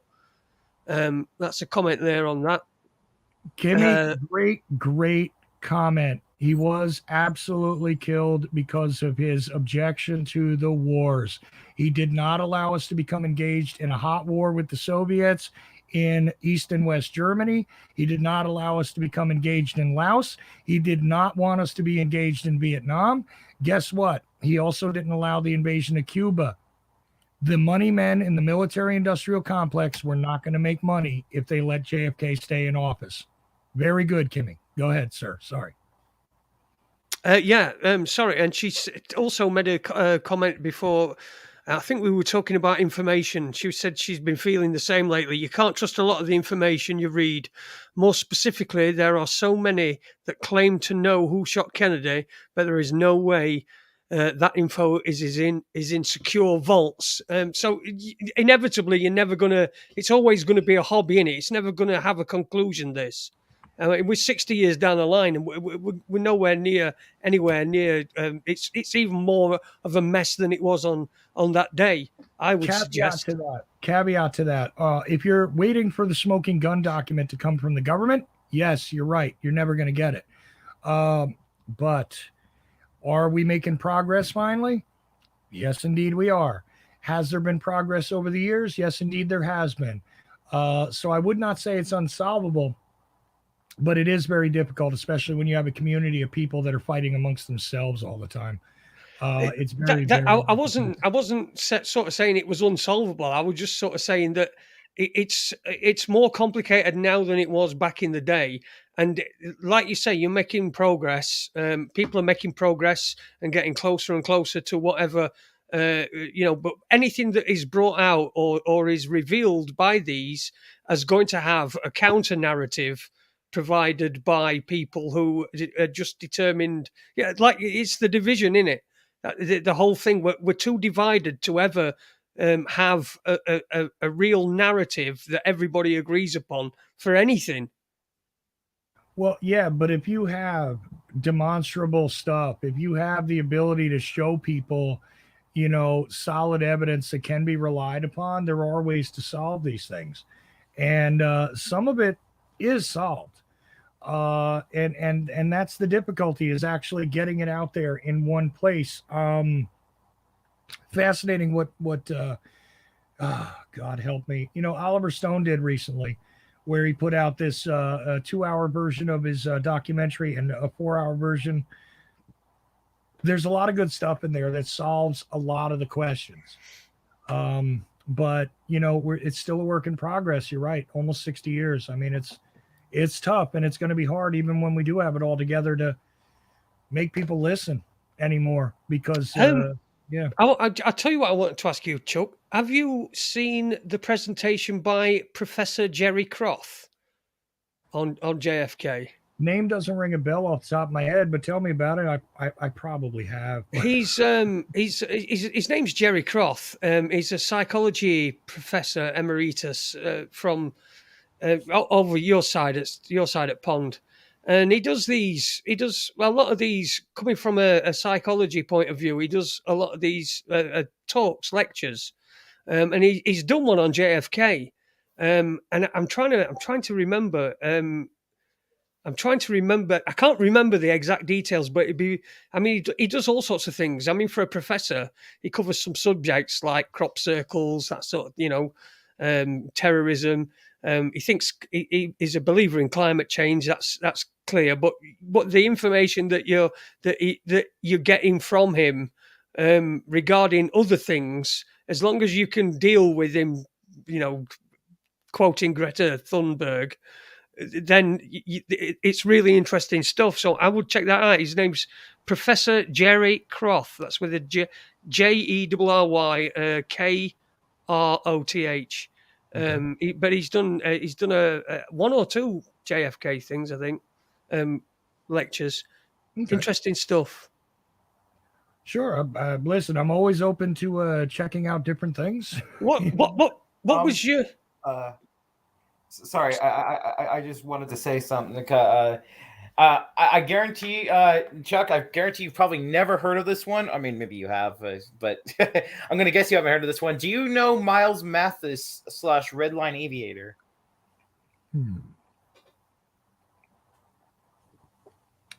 Miles Mathis.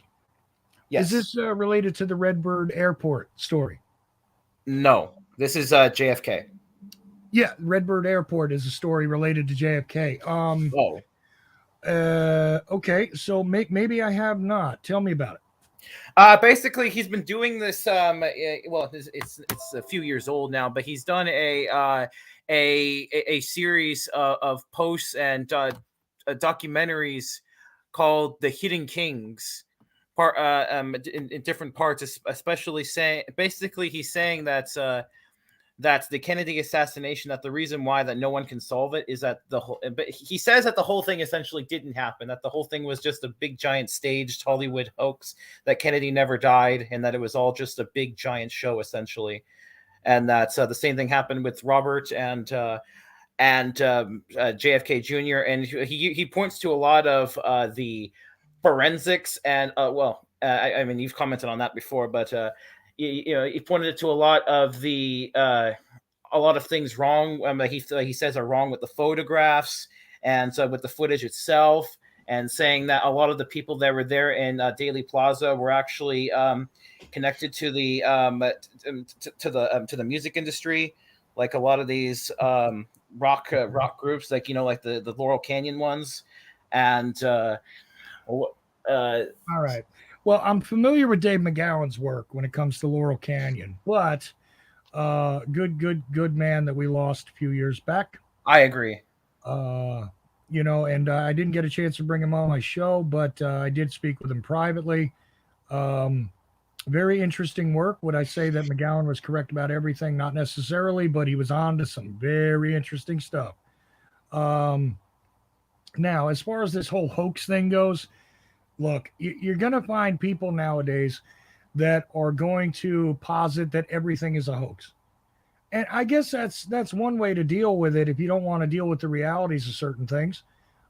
Just declare it all hoax, so nothing counts, nothing really happened. That's fine. If that's how you want to deal with it. But this idea that, there's so many things wrong with the photographs, usually these people are ill-informed about the photographs. And usually they're ill-informed about the players that are involved. I've actually met a lot of the people that were in Dealey Plaza. Talked to them on the phone, made friendships. I mean, Mary Moorman, the Newmans, James Tague.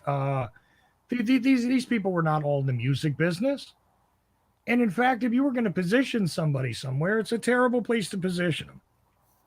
Much larger crowds before that, much less of a strange situation before that. I don't know what to tell you, except that somebody will always find a way to say everything is a hoax, kind of. Everything is not. Okay. I've seen the thing with the confetti cannon. It was actually a confetti cannon that was fired. And I don't know. I have a real problem with that when having talked to people that are still having trouble dealing with what it is that they witnessed. You know, Charles Brem, another witness who was there that day. He certainly was no actor. The Newmans were no actors. I mean, I'm trying to remember the family on the other side of the street there. Not Mary Mormon Kramer, but there's a whole family of people that saw a shot that landed on the grass that everybody ignores. These are all real people.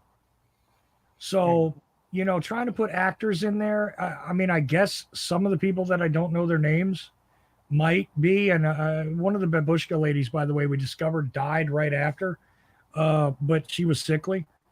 You know, that's another thing with the inconvenient murders thing and all that. But to try and say that it's all a hoax, okay, what can I tell you? Except that, you know, when you go through most of their, you know, denials of evidence, once you've spent, you know, hours, days, weeks, months going through it and disproving a lot of it, it gets kind of pointless because they just keep throwing more and more at you. And I don't know if they do that on purpose or they need to live in a circumstance where, you know, none of the bad things could be real. It must all be a show because that makes it easier to live with the consequences. I guess I don't know what to say about it, but there are people that will just make everything into a hoax. Yeah. Yeah. Do you mind if I actually send you that one so you can take a look at it yourself? Because I'm not really confident in my ability to like put words on other people's mouths and being able to just say, okay, this is exactly what was in this book or this documentary. Yeah. Well, and the guy that, you know, that I'm not familiar with by name, I'm very familiar with the arguments that are made there. And the majority of them are just wrong. I mean, you can see it for yourself. They're just wrong, especially when they start, you know, claiming that all the films are faked. Yeah, the films are not faked. Is there some alteration? Is there some interesting chain of custody problems? Oh, yeah. And not just with Zapruder, but like I said, there's actually like 4 films that captured the headshot. Did you know that? Oh, wow. No, that one I did not know. I know about I know that there were several angles of the motorcade, like leading up to the shot, but not the actual shot itself. Yeah, the headshot is captured by Nix, Mormon, Bell, and Zapruder.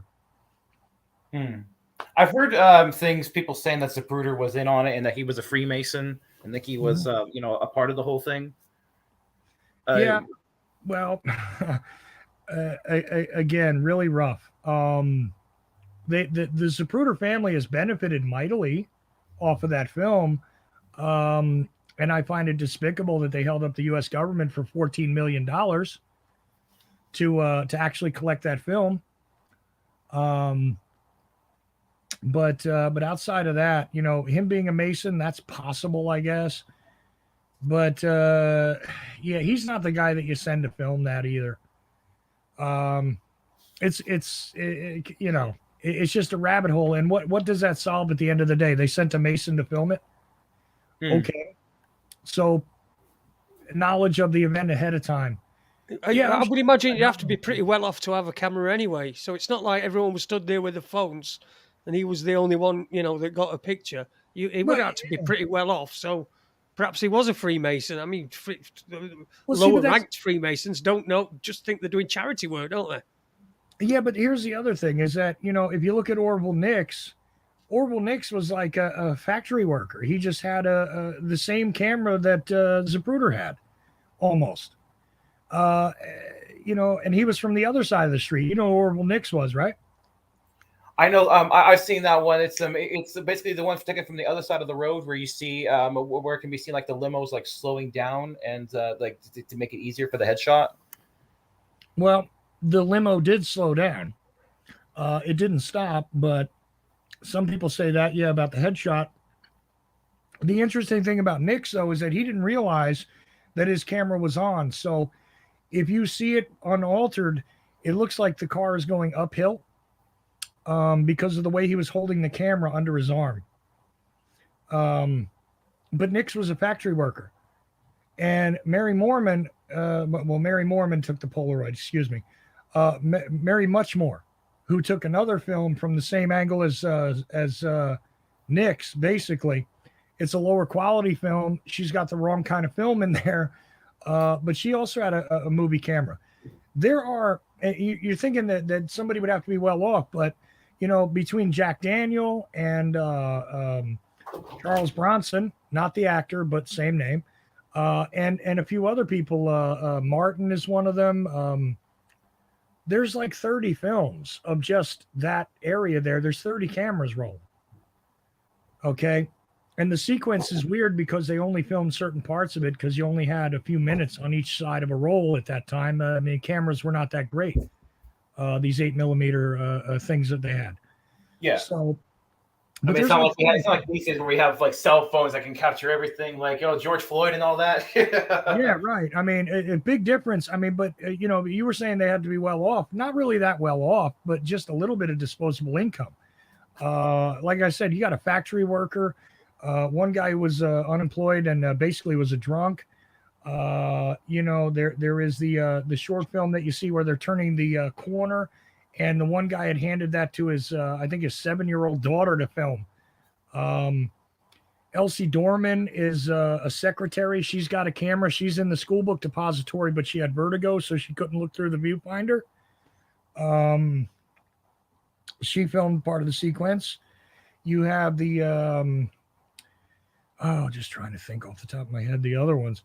But there's like 30 films.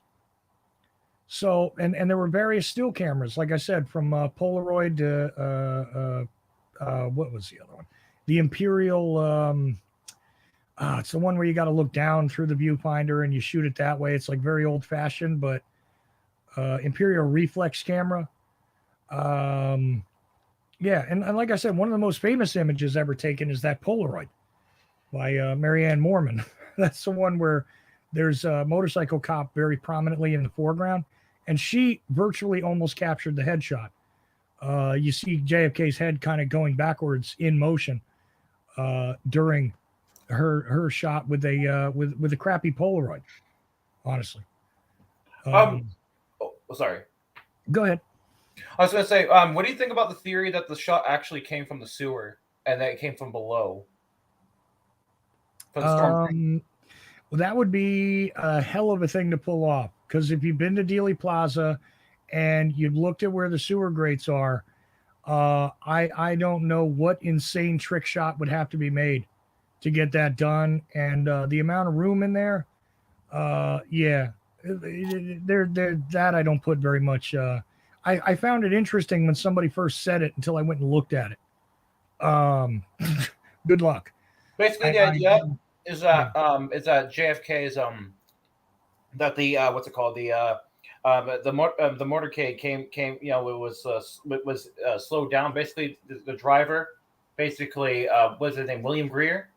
Yep. Basically, he slowed down the limousine almost to a stop because all the other shots had failed to kill Kennedy. Basically, he was signaled essentially like slow down the car, and basically the kill shot came from within the storm drain that was like a few feet away from where where Kennedy's head was. Basically, aimed the shot upward and took a shot. The guy that was named for that was named Jack Allen Lawrence, who I'm not sure if you know about him. Yeah, again, look, if you want to look at the storm drains, what you do is you look at the one under the bridge. And indeed, there was a shot from the front, and you don't have to be underground. I mean, think about this. If you have an important kill shot to land, are you going to do it from a sewer grate? I mean, does that make any kind of sense? Because I wouldn't, not from the ground level. I mean, think about trying to just aim anything up into a car window from the ground. Okay? It makes no sense. Now, if you put somebody by the railroad bridge and you want to say that they made an escape through the sewers, oh, yeah, that works.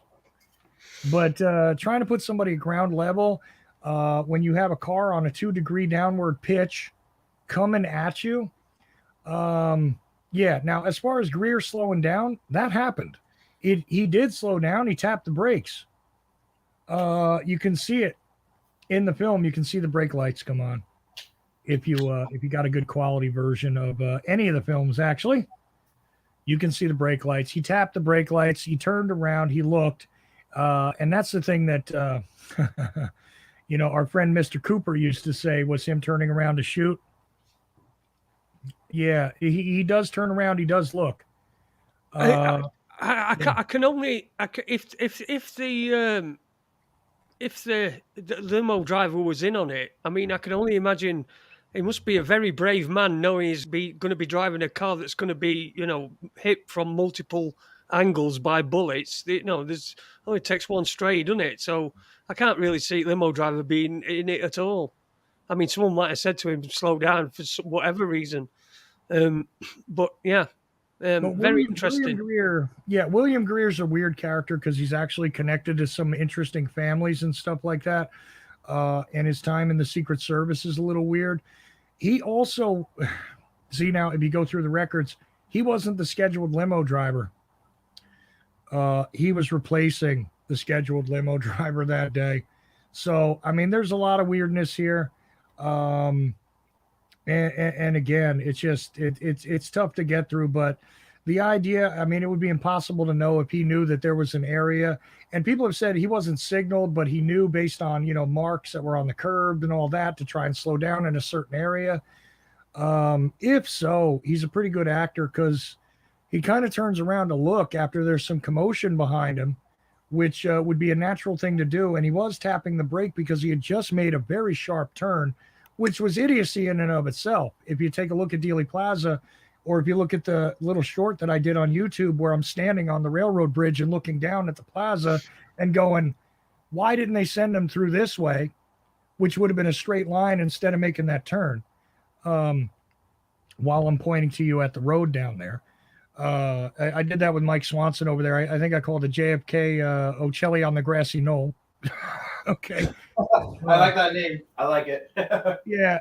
But if you look at it, it's like 30 minutes long. There's a bunch of stuff in there of interest to really give you a good idea about the plaza, which is very, very small, by the way. It's like an island at the end of a highway. You know what I mean? It's really very small. It's hard to grasp unless you're standing there, I think. Sorry to interrupt. I just wanted to say. I've been seeing people pointing out the Freemasonic ness and the numerology-ness to Dealey Plaza itself, like the way it looks, where it is, the time that JFK was shot, and all that. If you don't, I'm sorry to keep asking questions, but no problem. All you got to do is look at the plaza. I know I'm eating off and on, guys, but I got to before I won't have time to eat because I got to produce my own show for 3 hours and then somebody else's for 2 when I'm done here. So the thing is that if you look around Dealey Plaza, you can see all that stuff. It's 33rd parallel. The influence of Freemasonry in Dallas, Texas is obvious. All that stuff is true. Really, if you look at the architecture, just look at the panoramic viewpoint around the plaza. You'll see the interesting towers and all kinds of stuff. So that's all true. But what does that mean at the end of the day? Is it just the giant, esoteric king kill ritual? Well, I've been through that, and some of it works, and some of it does not. But I tend to go for the more practical answer here, which is that. Again, maybe it's my life experience telling me this, but I mean, if you get in the way of the wrong person's business, they will get you the hell out of the way. So that's what I think happened here, not, some grand ritual that had to be committed. I think somebody said, look, this is costing us too much money. This guy's got to go. And I tend to think more military than even CIA, but CIA had to help. And don't forget, the military has its own intelligence branches. Don't forget. I would look in that direction. And I thought for probably 20 years that the CIA was the best suspect. Yeah. But now I'm thinking, and here we go with changes. Clearly there was military involvement. And the CIA and the military are not the same thing. So, again, it keeps evolving, but that's It where I would does. look. It Yeah. does. Listen, I don't want to keep you because I know you've got like shed loads to do before, and we've done 2 hours. We're going to have you on again because I wanted to get into 9/11. I wanted to get into Middle East, all sorts of different things that we wanted to get into that we never did. So we'll have to get you on again. Have you on. Again in a couple of weeks' time or something like that, and we'll talk about some other stuff because it's been very interesting. I feel like I've been like the third wheel for the last hour, but that's fine by me. That's fine by me. He's keen. He's keen. That's what you can say about Taylor. He's keen, and I'm sort of grooming him for internet stardom. Hey, look, why don't you groom me for some internet stardom? How about that? I could use it. Hey, I'm willing to come on anyone's show if they're willing to have me. Honestly, like, because I tried doing my own thing and it didn't. Well, it's not like I've completely abandoned it, but I don't do it very often because most people aren't interested. Because most people either don't respond or say, "Oh, you're too irrelevant. You have no subs. You have no audience." That kind of thing.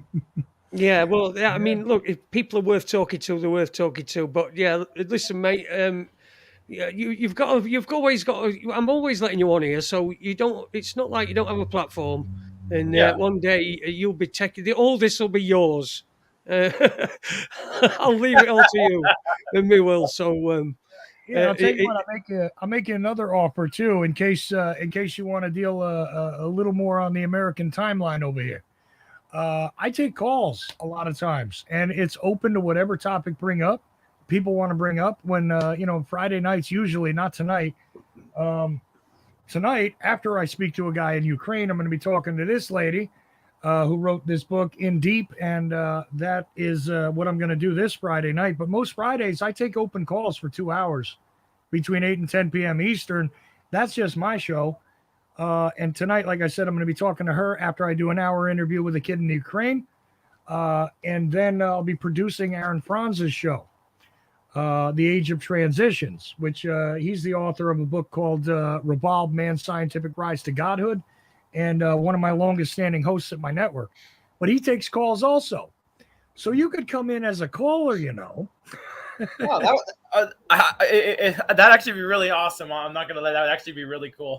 You are so going to regret that you ever said that to him. I promise you. Try not to be too much. Chuck, tell us all about your channel. Tell us all about your network and your shows and everything. Well, appreciate that. I know I just talked about me, but I do my thing 5 days a week, normally 8 to 10 p.m. Eastern. But I produce other shows. The Ochelli Effect is mine. But I produce Jack Blood on Thursdays. He's just coming back, so we've only done a few of them so far. But the Jack Blood 360 show is right before my show, 6 to 8 p.m. Eastern on Thursdays. On Fridays, 10 p.m. Eastern to 12, we got The Age of Transitions and Uncle, the podcast, which is more of a comedy. On Sundays, I got Bob Wilson. I'm Looking Through You is the name of his show. It's kind of quirky 60s conspiracy music related a lot. And then I also have the author Donald Jeffries on Wednesdays, 6 to 8 p.m. Eastern, who does the Donald Jeffries show. And I produce all that, including myself. Jack Blood, is that Jack Blood that many years ago was on Revere Radio?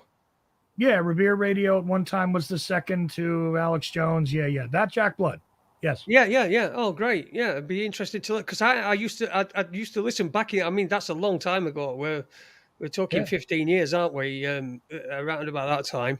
So he's kind of been out of the game for about 5 years, really. But he's come back. I mean, he was on Revere, American Freedom Radio, RBN, all those stations, right?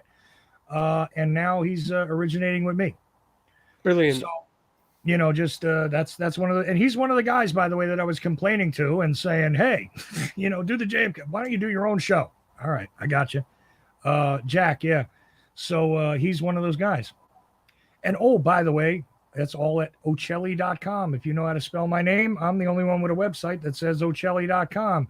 And I do get kicked off from banned, shadow banned in a lot of places, but I do still exist on YouTube and a few other places. So, although I'm still not allowed to post on Reddit, I can't figure that out. Don't feel bad. Reddit's garbage. I know, but still, and I don't go on a lot of social media platforms. If you want to find out what's going on, Ochelli.com. That's the thing. It's the only space on the internet I own and don't get kicked off of. So yeah, probably best. I think that's the way that this is going to go.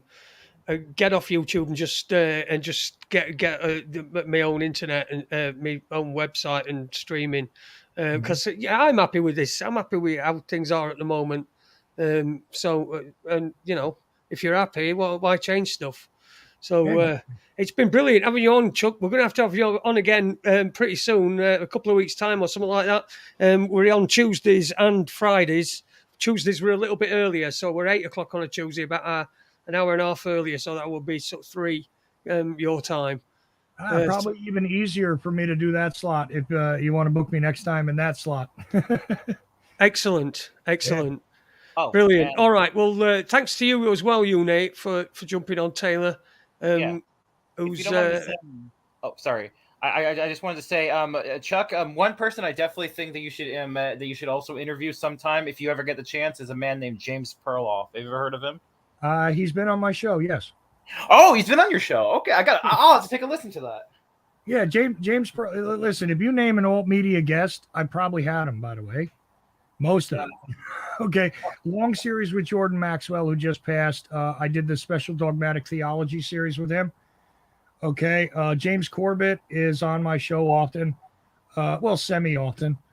Okay. Yeah, I'm a bit mixed on Corbett. I like his information. I don't particularly like his attitude. I feel like he's a bit on the smarky side, on a bit of the arrogant side. I mean, that's just me. I understand it's probably a minority opinion. I used to watch him. I have nothing against the guy, of course, but I just find it to be a bit on the arrogant, smarky side. If that makes any sense. No, it makes perfect sense. But I mean, you think about almost anybody though that's been like through circulation. I probably had him on. I can't think of everybody off the top of my head.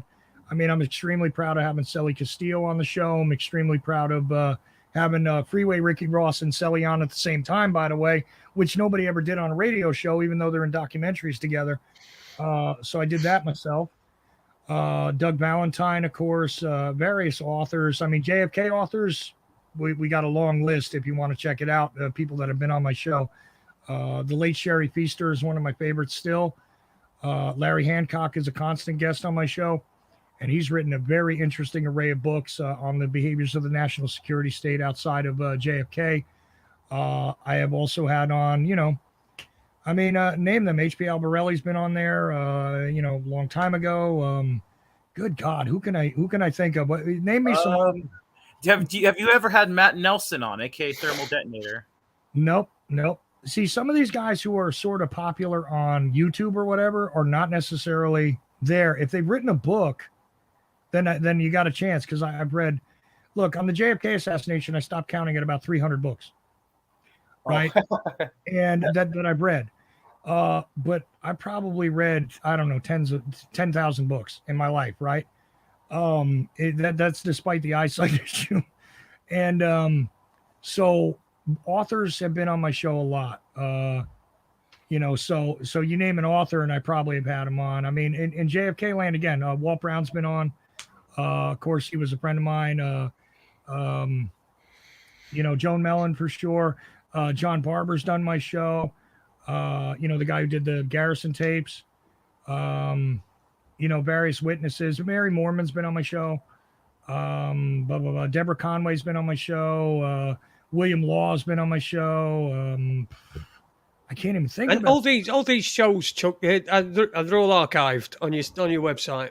Well, that's the funny thing is once I broke 2,000 shows, it was a little difficult to keep them all up there.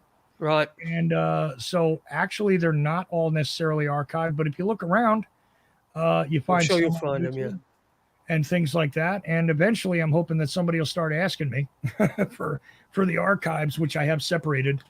But yeah, I broke 2,000 shows this past summer, and it's been a lot of different stuff there. Yeah, it's been a long time as well, and and still at it, and we the people like us, that can remember, Revere Radio and the internet when back in the day when it was actual free. There were some actual free speech, but you could see the wokeness coming in as it went. As we sort of went along, and now I think we're moving again, where people are going back to independent things, and people are sticking with what they like, and word of mouth. I think that's the way forward. Anyway, everybody, if you want to listen to his show, it's going to be on. Your show is going to be on in. I think it's 1 a.m. here, so it's about an hour and 20 minutes before your show, till your show. Yeah, so 1 a.m. Chuck is on, the Ochelli Effect is on. So thanks very much to everybody for listening. Thanks to everyone who's been in the chat room and the bouncers as well. I can't thank you enough. Go to Ochelli.com. I'll see you on Tuesday. Bart Sibrel will be joining me, and we'll be having a lovely little chat. So we'll see you Tuesday. Thanks a lot. Take care now. Bye-bye then.